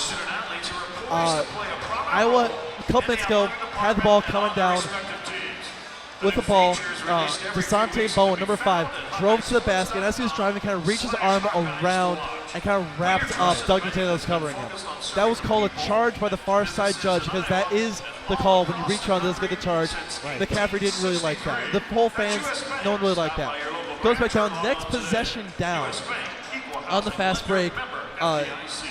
Laji Dembele was wide open, coming down to the paint. The entry pass kind of bobbled it. By the time he fully had it, Shetter had caught up with him and was defending him in the post. Stood his ground solid. Dembele lowered the shoulder into him. Nothing dirty, but like a good, strong, back him down kind of move. Shetter, instead of trying to defend it, just stood his ground and hit the deck, drew the charge as he should. Got called a charge. No one liked that. At this point, McCaffrey came off the bench, started yelling at the refs, and the refs teed him up for that one. That was the first tee. Right. Shetter went down, shot the 2 free throws. Michigan got the ball, went down. Trey Jackson got fouled right after that. Right. Shot the first free throw. All seems well. Shoots the second free throw, and at some point between the ball leaving his hand and entering the net, McCaffrey said something to the close ref that apparently was all he needed to hear, because before that ball was in the rim, turned around and hit him with the second one. That free throw that was interrupted by the whistle, that still counted. Trey Jackson shot both the technical free throws, hit both of those. At the end of all of that, Michigan was up 20, 42 to 62. Right. And then since then, the only basket that's been scored was that dunk from Cricky that lit this place up. It's still 44 to 62, 11-11 left. Make a wish, everyone. And did I get everything? Yeah, I mean, you got everything. I mean, McCaffrey said a few 2 magic words, a few 2 language enhancers. I mean, you'd think with his experience, he wouldn't let the emotions get to him. Now, the first charge he called, that was a correct call. That's exactly how you should call it. Or the first charge call. The second one, a little borderline. I understand. The second one, it's one of those where that's one of those judgment calls. Whenever you're like in the paint like that, it's always a thing of, did his feet move? Was it from where we are sitting? It looked like Shetter was pretty solid. He looked like he had both feet on the ground. Was pretty straight up. And that was great catch-up defense from Shetter too, because he was, I mean, at least at the Big Ten logo right by the free throw line. He caught up there to make. Speaking of Shetter, he inbounds to McDaniel to start the rest of this game. McDaniel drives in a weird shot, just kind of rushed him. The shot clock was winding down a little bit. but not a great look there. I was going to get a shot for it. Peyton Sanford has it up top, swings over to McCaffrey. McCaffrey on the wing, has Trey Jackson on him. Entry pass into Cricky, working on Shetter, drives in, spins, doesn't get it. Big bite, doesn't quite go. Gives it to Peyton in the corner, working on Williams. Turnaround floater from the free throw line. Front iron, back iron, falls. Wow. That was a really tough shot. Not necessarily a high percentage shot, but a very tough shot. That's McDaniel. And the press. That's that press we're talking about. It doesn't see a lot, but when it comes in, it forces a turnover like that. I might have had a cleaner look. But Michigan was able to come back, play some defense, and now Owen Freeman got fouled and is going to the line. Trey Jackson got the foul. Freeman up fakes, which gets Jackson in the air, which is a cardinal sin when you're playing defense down the post, because all it took was for Freeman just to lean slightly in, and that's an immediate call on Trey Jackson. They're going to call that every single time. Yeah, and now it's 2 for him. I mean, Freeman is really coming on his own as he's coming to Iowa City this year. I mean, he's been Big Ten Freshman of the Year, or Freshman of the Week, 3 times this season. I mean, he is one of the most impactful transfers in the country. First free throw from Freeman falls. The second one rims out, doesn't quite go. McDaniel's going to push it up, swings across court. Sutton gives it back to McDaniel. McDaniel working it around the top. I'd like to see Michigan here play a little patient, try to get the electricity out of this building. 10 seconds on the clock, 10 minutes on the game. McDaniel drives in, gets the entry pass into Kamwa. Kamwa, great move in there, and finishes a strong layup. Basket by Olivier Kamwa. Tony Perkins finds Cricky here in the post. Draws the foul and gets the and one.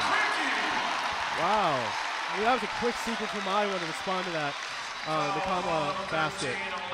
Cricky has been absolutely incredible in the post down low today. So many times he gets down in there. Michigan hasn't had a real good answer to him so far. Yeah. I mean, he's a team leader for a reason. I mean, he's a team leader in scoring. He's that energy provider.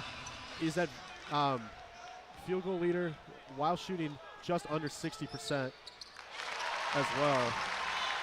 Converts the three-point play, and Michigan is just letting the ball bounce right now. Not touching it yet. They're trying to get their press break set up. This Iowa press has caused him some troubles recently. Works it in the middle to Kamwa. Gets it back to Terrence Williams, who passes it up to McDaniel, who tries to press for a second, but Iowa didn't let him have it. Perkins defending. And this Iowa bench is trying to get the crowd back into it as they're clawing back.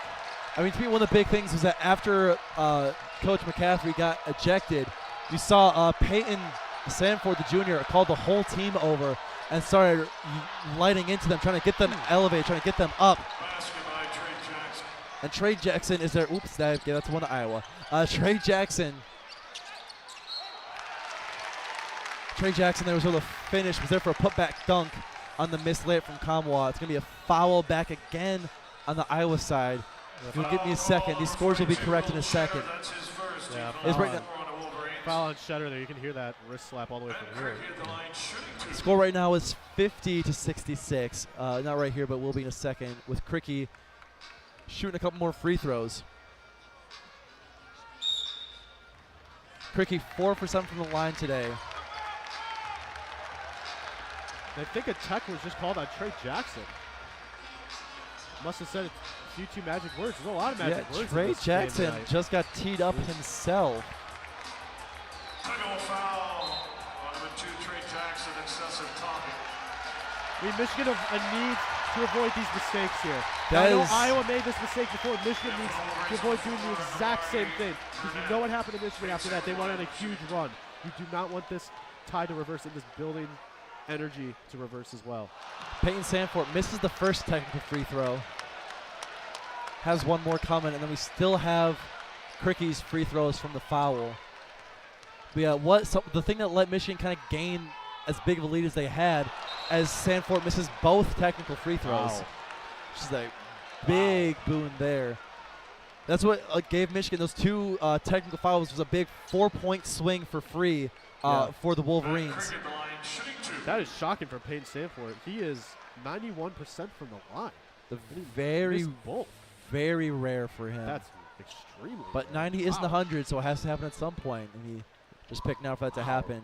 Cricket gets his own free throws, hits the first one. So the score bug here is now correct. It is now 51-66. Still a 15-point lead for the Wolverines. Just about 9 minutes left.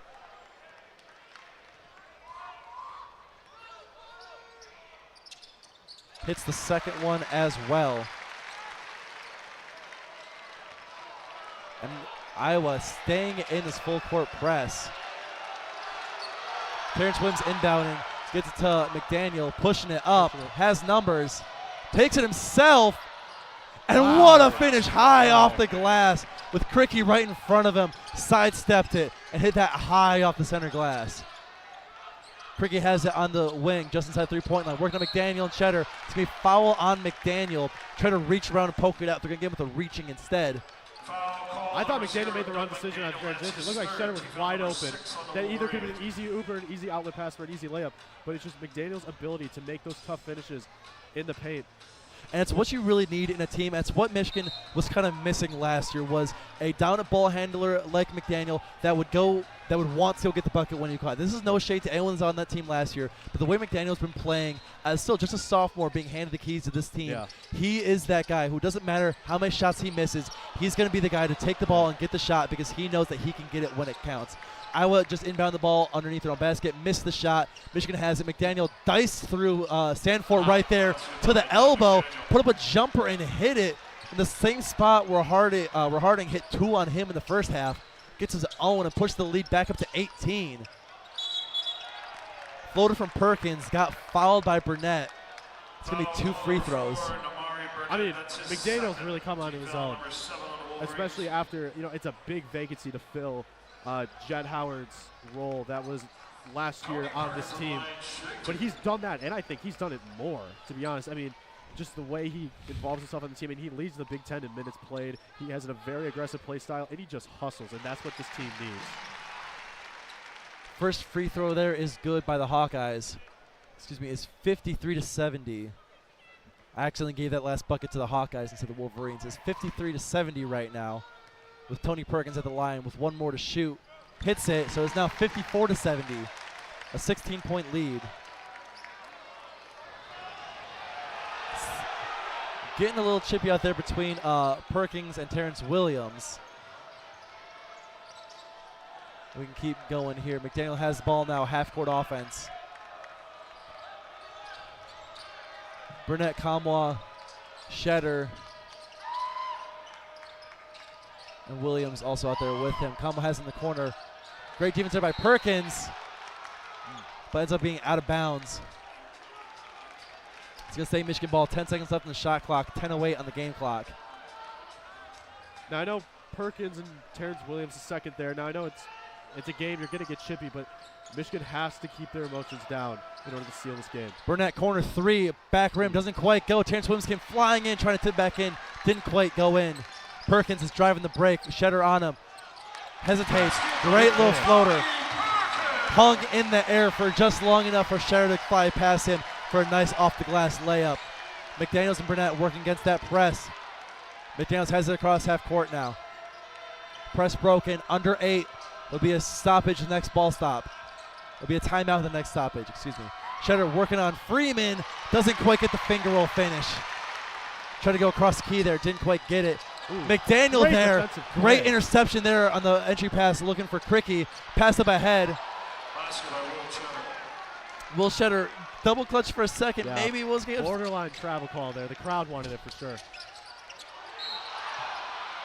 And that's going to be a foul on Shetter. Perkins was working hard inside.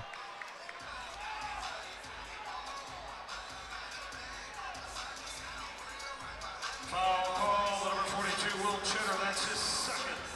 And we'll be having free throws coming out of the break. But for right now, we go into the under 8 media timeout. 56-72, still a 16-point lead for this Michigan team. But you seem, TJ, is starting to freak out just a little bit. I mean, Iowa, I don't know about freaking out, but Iowa's really responded, honestly. The margin, it's been slowly crawling up, but they just seem more coherent as a team. You know, it's easy to let your coach getting ejected, and it's easy to let that rattle you, but they've really come back. And this crowd has gotten into it. I will give it to them. This is an electric environment to be in right now. That technical seemed to be the juice that this team needed. It was pretty quiet in here. Then those technicals really got the crowd going, got the team going as well. Yeah, that's what I said. I mean, that could have been a blessing in disguise. That really got this crowd back in it. When it was silent, you can hear a pin drop, honestly, for a while. Absolutely. Michigan has maintained about a 12 to 16 point lead ever since that whole interaction started taking place. Yeah, I mean, Iowa's been 4 of 5 in their last possessions off field goals. I mean, that's enough, and that's what I was talking about. Michigan's a very streaky team. You cannot let Iowa get on these runs and maybe claw this lead for Iowa. Perkins is the driving filter. He's really starting to come alive here. Starting to go after.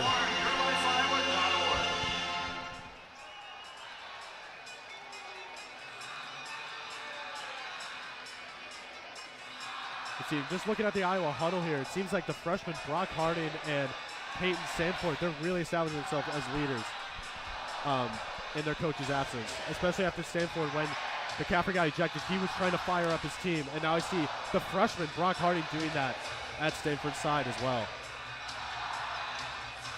So Harding's going to be checking into the game here, along with Josh Dix. It's going to be those two, Cricky, Perkins, and Freeman, in for the Hawkeyes. For the Wolverines, McDaniel, as we mentioned, leading the Big Ten in minutes, playing over 36 minutes a game. Terrace Reed Jr. back in with Kamwa, Burnett, and Williams. Starters are back in for the Wolverines. Tony Perkins at the line, shoot two.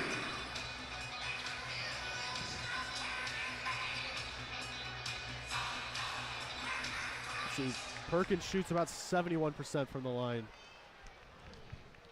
this season. And he hits that one to make it 72-57 Michigan.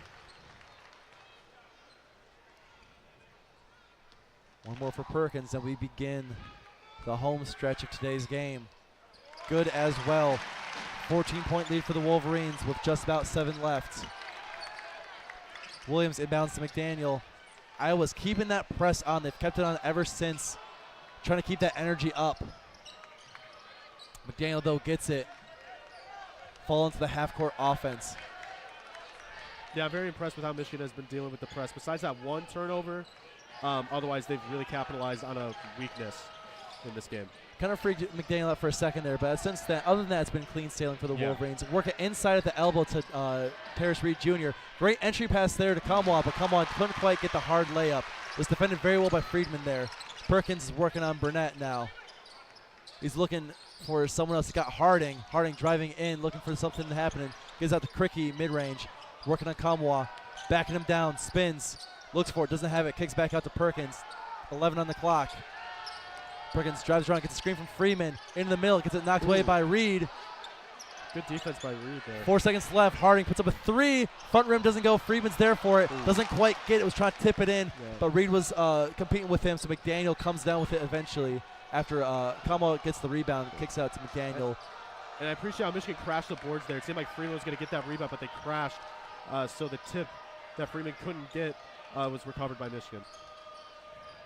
Back over McDaniels, driving left. Deeks gets it, doesn't quite go. Loose ball. Reed and Freeman kind of fall over each other.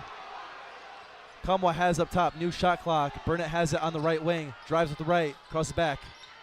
Works into the middle, kicks at the corner where McDaniel is, puts up a corner 3, and shorts it, hits the front pocket. But Reed comes down with a rebound, gets back to McDaniel. McDaniel swings it to Burnett and then to Kamwa, puts up a 3, and gets the 3.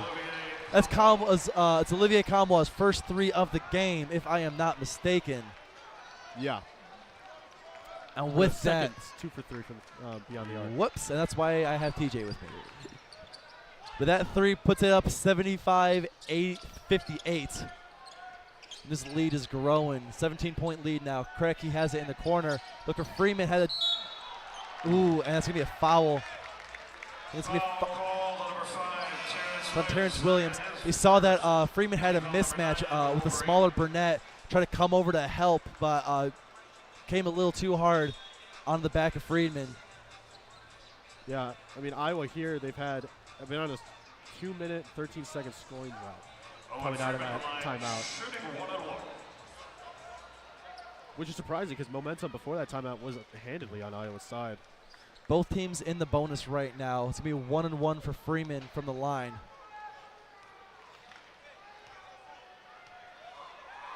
Freeman was 1 for 2 earlier on. Hits the first one here. Puts up to 59 for the Hawkeyes.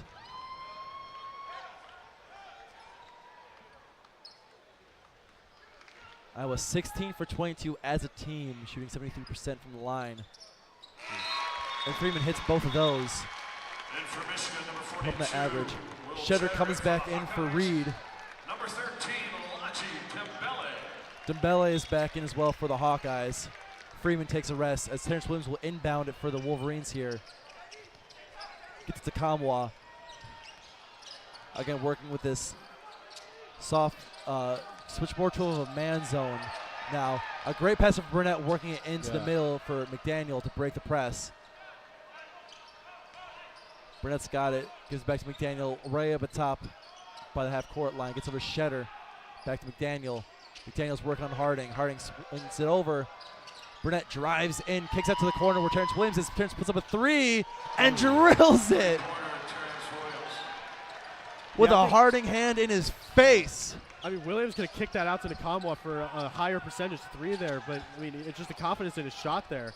Caught that in rhythm, much as Josh Dix does here, but that one just hits the front of the rim and bounces out. Burnett gets the rebounds.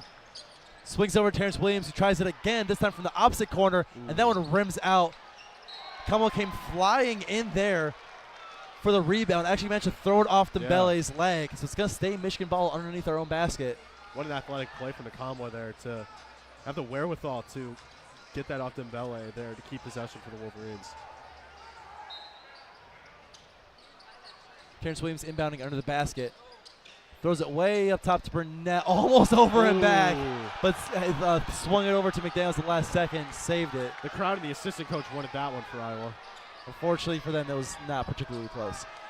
Burnett now working on Harding, gets it into the free throw line to Terrence Williams, who throws it away. Was looking for Shatter, a little miscommunication though.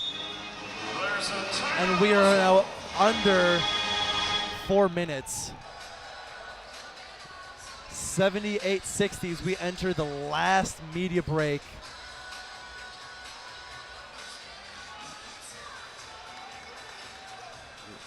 Michigan still in firm control of this game right here after it was really that stretch in the middle where they had the 3 threes and then the oop back-to-back. Ever since then, they've not looked back. Iowa's kept fighting. They've kept bringing it back up, but they've not gotten much closer than 12 before Michigan runs and stretches it back out. Yeah, and I'll give it to this Hawkeye team. They could have easily let the circumstances of this game get to them and then just give up, but they have really shown fight here. And, you know, this might have gotten away from them. Now, with 3 minutes, 52 seconds left with an 18-point deficit, it might be away from them now. I'm not going to jinx anything. And it might be a loss in the standings as far as the Big Ten and, you know, trying to get into the tournament. But the way that they're going through adversity and still fighting, I think this is the best I've seen this Michigan team. Just how fluid they are and how I think they're really clicking right now. This is the best I've seen them. And the way that Iowa's going against this and really showing their true colors amid adversity is very impressive to see. Absolutely. And really, if you think about it, that was that 11-point run and then the 4 technical free throws. That's the 15 points right there. That's what this lead has been. Right. Outside of that, it's still been a very close game outside of that. But the flowers go to Michigan for not letting, when Iowa did take those buy shots that the coach being ejected, of not letting them end up start playing maybe erratic or playing too hard and just following Michigan all the time. They kept it in check and they kept kind of pestering at Michigan. And in fact, we saw that Trey Jackson actually got in a problem with the technical for talking too much. Yeah. But despite all that, Michigan was able to understand that they had this game and they just kept it down. They weren't going to We haven't seen, at least especially compared to the first half, there's been a lot fewer bad shots. Yeah. There's been a lot fewer people getting wide open. A lot more ball movement, too. A lot more ball movement. Smarter ball movement. On defense, a lot fewer Hawkeyes just standing wide open all of a sudden. Yeah, I agree. The team has tightened up a lot. And I think a lot of that is thanks to Doug McDaniel, who has come out and has played incredibly in the second half, after having a really lackluster first half. Yeah. Yeah, I mean, 9 points in just this half when he went. I mean, he had a big goose egg in the first half. All he had in the first half were 2 rebounds and 2 fouls. Yeah. And now he's doing fantastic. Terrence Williams inbounding the ball, gets back to Burnett with McCaffrey guarding him. Kicks it back to Williams in the corner, who gets it into the short corner for Kamwa, who gets a little fadeaway short corner jumper. Seems to have methodical ball movement to find the space, to find a Kamwa wide open on the baseline there. That's been really successful in Michigan tonight. Michigan's back to a 20-point lead here. You love the ball movement. You love the, as Cricky there misses a layup. Yeah, it's going to be off the Kamwa there. Iowa maintains possession.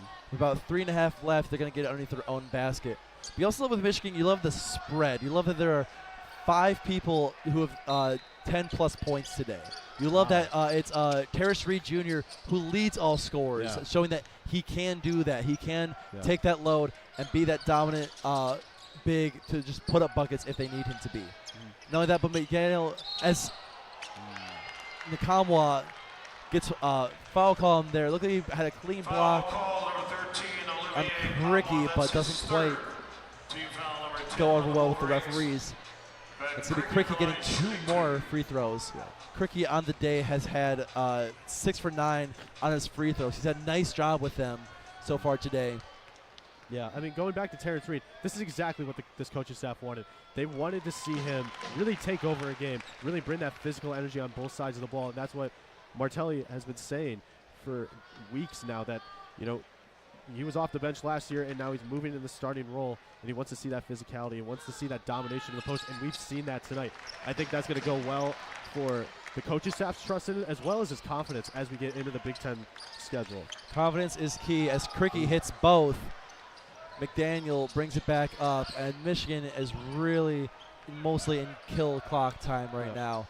They've got an 18-point lead. This is where you would really look to just start killing clock. Easy shots. Don't be forcing anything. Don't be giving them a ton of possessions. That's a wonderful pass there. A wraparound pass for McDaniels. Finds a cutting Shetter, who gets fouled as he goes up for the layup.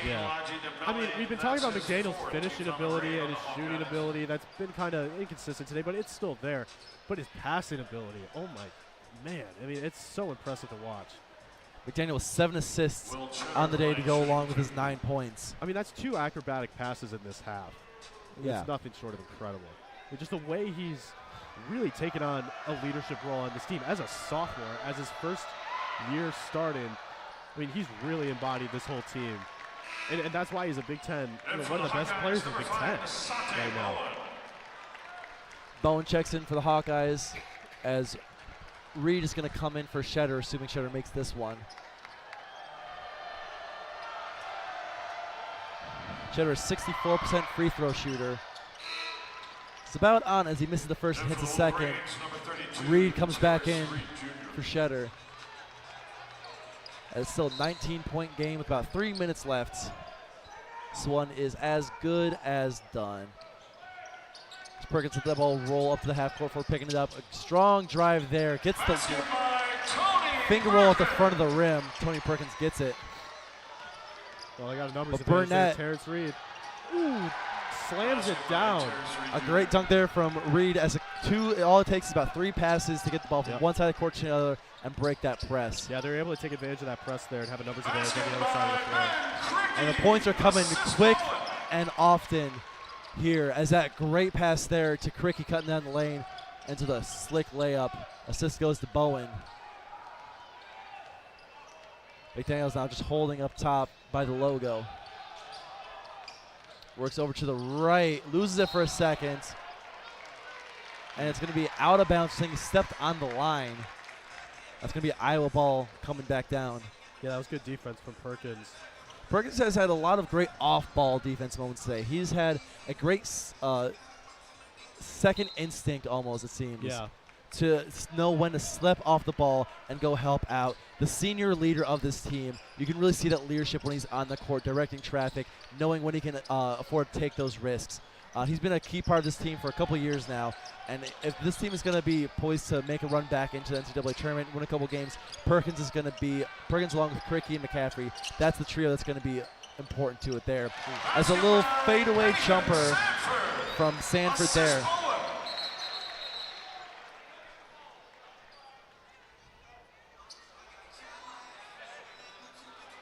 As a quick stoppage, just to get the ball back in play, Terrence Williams is going to inbound the ball and gets it up to Kamwa, who gets slings over to Burnett, but a little bit hot, couldn't quite bring it in. And Sanford fouls there. Interesting fouling in a 15-point game. Yeah. I'll get the thought process there. You know, it's interesting to me, just looking at the scoreboard, Michigan with 10 fouls, Iowa with 9. It seems like in past games, whenever Michigan has gotten into foul trouble, that's led to trouble in the ultimate box score. You know, they're very susceptible to getting into foul trouble and turnover trouble with that. And it's surprising to see them, or Michigan, pull away with a 15-point lead, even though they've been susceptible in getting into foul trouble. Yeah, Michigan's made it work for them today. Yeah. As Burnett is now shooting his 1-and-1, gets the first one. Pulls up to 84. And puts Burnett up to 13 points on the night. Started off really slow. Started off 0 for 5 from 3. Not great shooting, but since then did end up hitting 2 for them. Went 2 for 8 today. Yeah. He was a pivotal part in that 11-point run to start out the second half. It's not about how many you hit. It's about when you hit. Well, it is about how many you hit. Yes, but just as important, one could argue, is when you hit them. He had those at a crucial time when Michigan was really starting to ramp things up. As this three from McCaffrey falls down. There's a balance. There's a balance. And Patrick McCaffrey there buries a three, trying to keep his team alive. He's another one of the big senior leaders on this team. Foul call, number 20, Peyton Sanford. That's his second team foul. And Sanford fouls again. Yeah, they're down. Iowa still seems to think they have a shot. I mean, mathematically they do, but it's a lot of fouling, Michigan missing their free throws, and then hitting very quick three-pointers of their own, which is not something that Iowa has been particularly adept at today. Yeah, on the day, Iowa only has 2 3-pointers there, 2 for 16. Yeah. 2 for 16, Michigan 9 for 24 on the day. 38%, not a bad number considering how they started off with. Yeah, I mean, you're kind of reaching the brink of impossibility here with Iowa's comeback chances. McDaniel gets both those free throws too, which is not what Iowa needs help right now. And after that lower scoring first half, we've seen Michigan score at least reach up to about where it usually does. Yep. Michigan on the year averages 81.2 points per game, so actually surpassed that a bit today. As Perkins again drives to the basket. Tough defense there from Zach Schteingart and Terrace Reed Jr. Ball goes out of bounds, going to be going down to Michigan. We see the rotation expand with Zach Schteingart and George Washington III making appearances. Timeout, Michigan. Michigan calls timeout on that one as Iowa switched now to much more of a man full court pressing. So they weren't quite able to get anything happening.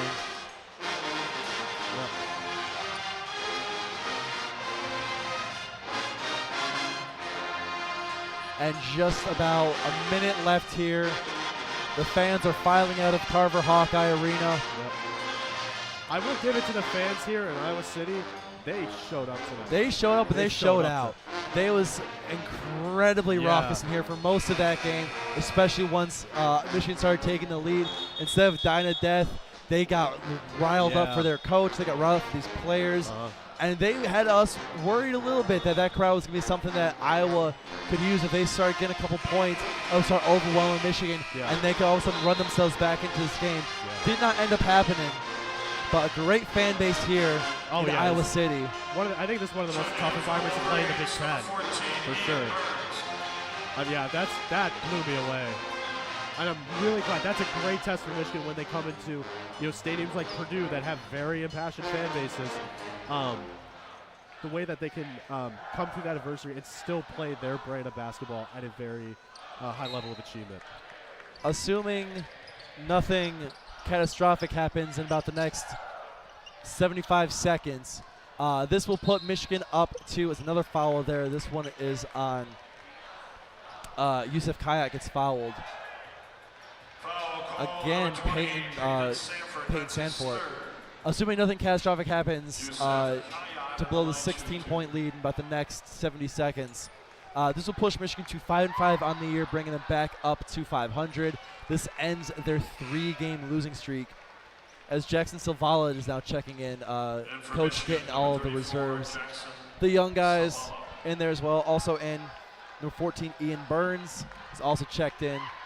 And then Cooper Smith will be checking in for Terrence Williams second. This is a very important win for Michigan. Heading into the Big Ten, now I know you have Eastern Michigan, you have some out-of-conference opponents coming up. But this is a very important win against a very good Iowa team that can score and can play, are very effective on both sides of the ball. Iowa looking for something on the outside. Bowen drives, kicks back out to Sandfort. Peyton Sandfort with a 3, drills it home. Cuts the lead to 13 with about 55 seconds left. Ooh. And a great steal there from Sandfort. Puts up another 3. Gets that one too. All of a sudden it's a 10-point game. A 12-point game. 12-point game. I missed the bucket somewhere. Yeah, it's 89. Wow. I mean, Iowa's putting up a fight here. And Zach Schteingart has to call a timeout on that one. Michigan put in the backups. And all of a sudden, Iowa back-to-back threes from the from the junior Peyton Sandfort, who was the one that was getting his team riled up. His coach was getting ejected. He gathered the whole team together on the court and gave an impassioned speech. We couldn't hear what he was saying from here, but we could see it on his face. He was pointing at everyone. He was hitting people in the chest. He was getting them up. Yeah. He is not let up for one second. He was been the one who almost single-handedly has been fouling this late into the game. Yeah. I mean, he's just a leader on this team along with McCaffrey. Last year he was the 6th man of the year, and now he's thrown into that starting role, which comes with the leadership responsibilities there as well. And with those last 2 3-pointers, he is the 3-point threat on this team, as well as in the Big Ten. I think, he's 4th in the Big Ten in 3-point field goals per game. And shoots at a pretty efficient 35.5%. He's now 2 for 5 on threes from the night. Has 10 points total, 3 rebounds, 3 assists. Coach, though, leaving in the backups despite the rally from the Hawkeyes. It's another timeout. It's back-to-back timeouts, just nothing happening.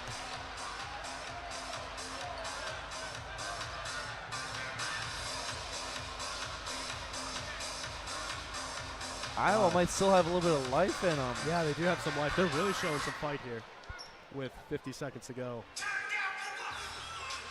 Shockingly, it would be really easy to just give up on this game, and with your coach gone. They're still fighting though, and that's a great move by some of the leadership on this team to show that, hey, it doesn't matter what happens. If coach is gone, if we're losing, none of it matters.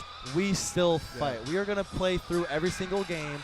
We're not taking any defeats. Right. And, stranger things have happened. Last year, I believe actually it was this Iowa team that came back, had 10 points in a minute to come back against Michigan State and eventually win that game. This is that same team with a lot of these same players, with McCaffrey, with Cricky, with Sandfort. They know that they've been here before. They've done it before. That was a game where they were down, forget the exact score, but I think they were down 14 to Michigan State with a minute left.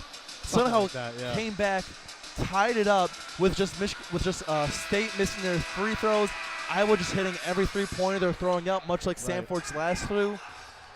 Tied it up, went to overtime, and won the game in overtime. So this is an Iowa team that is not unfamiliar with this.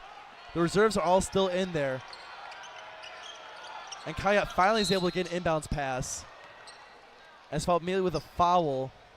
Foul call number 5, Desante Bowen gets called for the defensive foul there. 49 seconds still on the clock, and Michigan's got 2 free throws coming up. I thought I was going to get out of here soon, go get some early dinner maybe. Yep. We're going to be here until the second coming at this point. Maybe all those Iowa fans that left early, maybe they'll regret it. Maybe they'll come back. We'll see. It's going to be 2 for George Washington III. No relation to George Washington first president as that free throw bangs off the back rim. Yeah. Washington has appeared in 7 games so far, but only for about 7 minutes each time. A lot of these kind of end-of-the-game situations, end-of-half situations. Yeah, I mean, he has the potential to be a great all-around player for Michigan. They're really going to look to develop him, the whole coaching staff. Yeah. I mean, as he could be a pivotal piece of the future of this program. Makes that second one. 3-pointer from McCaffrey doesn't go. Second chance, Hawkeyes don't quite get it. That's Cooper Smith bringing the ball up. Pass back up again to George Washington. This clock just run down now. It hits 30 seconds. At this point, this team does look like they're giving up. Iowa not fouling anymore. Kind of accepting their fate. About 10 on the clock, 20 on the game. It's like Washington's just going to let this shot clock expire and let Iowa inbound at once and call it a day. Nope, never mind. Burns went to go put up a 3-pointer there after the buzzer. It was just kind of a half-hearted attempt. And McCaffrey slammed that thing into the Michigan bench. Hey, but that's kind of a jerk move on George Washington III, giving his teammate the turnover there. Yeah. Oh, well. One last shot from Tony Perkins, who buries a 3 right at the end. So it will go down as a 10-point loss with about 2.1 seconds left. And the inbounds pass, and that will end the game. The final score, 90 for Michigan and 80 for Iowa. The Wolverines improved to 5-5 after an impressive victory over a very good Iowa Hawkeye team who slips to 5-5. Iowa now 0-2 in Big Ten play. Michigan split 1-1. That is the end of this little kind of sneak peek into Big Ten season. Big Ten does it every year. You get 2 games early, and you get some more non-conference. You do the rest of the schedule when you come back. So Michigan's going 1-1 split is a pretty good look. Michigan, of course, always, like we were saying, came this year with very little expectations. Obviously, we knew we were going to be the team was going to be without Juwan Howard and Folk Passy for a bit because of his incident over the summer. A lot of talent left this team. We already talked about Kobe and Jet and Hunter all leaving the team last year. So this is going to be a very different team, a new look Wolverine team. And the team, it's been up and down. The first couple of games looked incredible, looked way better than anyone thought they were going to look. But then, of course, reality kind of comes back. Loses to Long Beach, gets blown out by Texas Tech, and then of course recent losses to both Oregon and Indiana. But today was an example of what this team can be at full strength. They really had a put-it-all-together performance. They had a lot of great performances from a lot of great players, and a special run early in that second half. Those 11 straight points being crucial for the success of today's matchup. Yeah, and I think you could take multiple things from this 2-game Big Ten schedule. You know, Indiana, they played very well, in my opinion. They just were not able to close out, and that was one weakness I found going in this game about Michigan, that they could play individual quarters or individual halves very, very well, but they could never, holistically play a whole game and be able to close it out. And they did it today against a arguably better Iowa team relative to Indiana. So this is a big statement win for Michigan. They needed this if they wanted to compete in the Big Ten and maybe have a chance to go to March Madness, go dancing. Absolutely. And we will give you a quick rundown of these stats here in just a second. But before we do that, I have a very special thanks I want to say today. Excuse me, sir, if you wouldn't mind, please tell the folks at home your name. Hi, my name's Noah Kingsley. So Noah Kingsley over here is the reason there was a broadcast today. We drove up from Ann Arbor to Iowa City this morning, and when we arrived here in the stadium, I realized for the first time I didn't have my computer charger with me, and if I don't have that, I would not be able to run the broadcast from my computer like I have been. But at the last minute, we had like 10 minutes till game time. We thought we weren't going to be able to run it, but Noah graciously gave us an extra computer charger that he had, which allowed us to get the game set up, run the broadcast, and bring Michigan basketball to you. So we say thank you to the hospitality here in Iowa City. Thank you from Noah. And with that, we will now go ahead, run down the stats for today's game. On the Michigan side, leading scorer was, of course, Terrace Reed Jr. He had 19 points on a very efficient 7 from 10 from shooting, 5 of 7 from the line. Finished with 6 boards and only 2 turnovers, 2 fouls. Olivier Kamwa had 12 points on 11 shots. Terrence Williams had 13 points with 3 3-pointers. Namari Burnett, 13 points with 2 threes, 3 rebounds, 4 assists. Doug McDaniel, a very, very quiet first half, ended up with 11 points, 5 rebounds, 7 assists. Majority of that came in the second half. Also had Will Shetter also had a quiet 10 points with that big 3 in there. On the Iowa side, Ben Cricky led everyone with 24 points. He led all players with that. 8 for 15, 8 for 11 from the free throw line. Very efficient day from there. 8 boards, 1 assist. Tony Perkins had 19 points with 1 3-pointer, 3 boards, 4 assists. Peyton Sanford, 10 points with those big 2 threes at the end. Patrick McCaffrey had 10 points, 2 threes himself. And a bunch of other people. Freeman had 5, Bronze had 2, Harding had 6, Josh Dix had 2, and then Lajia Dembele had 2 as well. TJ, who are some of your standout performers today? I mean, I think it's obvious that it's Terrace Reed. You know, in the last few games, he's, as I've said before, he's really struggled, you know, using his size on both sides of the ball in the paint to really make his presence known. He struggled with that. He struggled with that against Oregon. He struggled with that against Indiana earlier this week, and he completely flipped that narrative on his head tonight. I believe that he's really increased the trust of the coaching staff and his own confidence. It seems like his own confidence as he moved into this new starting role on this within this program was a little diminished, but now that has drastically increased, and I'm very interested to see how he takes this and hopefully runs with it. There was a big hole left in the center by Hunter Dickinson's departure to the Kansas Jayhawks, and Terrace was earmarked as that guy to fill that hole of the big body down low of that center position, and he has done a pretty great job of it so far as he exits the tunnel right now. He stepped up. I think also a very crucial thing today was Doug McDaniels. Oh, yeah. He had a very, very sloppy first half. A couple of turnovers, no points, not great shot selection, just kind of throwing up some threes. Didn't have the best game. But second half, he came right out. He didn't let that discourage him, and he was able to finish still with 10 points in the half alone. He had some great passes there. That 11-point stretch we keep talking about where it was the 3 3-pointers back-to-back and then that alley-oop. All of those passes came from McDaniel, and they were all incredible passes. The oop obviously speaks for itself, going cross-court from the three-point line, putting it exactly where Kamwan needed it. But all the other ones, too, were great, recognizing where the defense was, where the open man was, and getting it to him quickly and right where the shooter needed it. And I think it's really nice to see that Doug McDaniel, who is going to be someone that is relied upon to be the engine of this offense, that nothing runs without him going, that he can have these kind of lackluster starts, these slow starts, not being super great, but still be able to come back from that, not let that discourage him, and then have some great performances, even if they don't start out that great. And I think, you know, we can mention 2 pivotal players, but I honestly think this was a team effort. We It had was very 6 much so. players with over 10 points, with Trey Jackson, who really hasn't produced too much. I mean, he overproduced tonight with 8 points.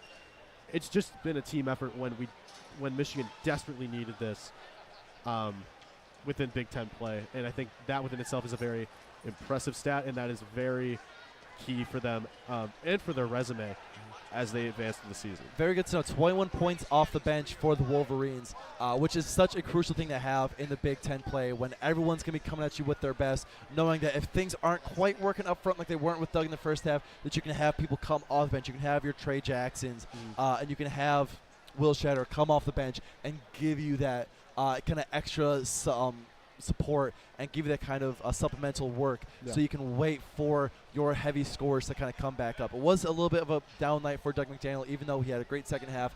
The whole night, of course, you got to look at the whole game, was a kind of a down game overall. Averages 19, only gave 11, but still had a great game. 7 assists, way higher than his usual 4.9. Absolutely great game there. And this is, again, a great team win for Michigan. Iowa was there the whole time. It was really just that one big stretch at the start of the second half with the big run and then all the technical foul chicanery.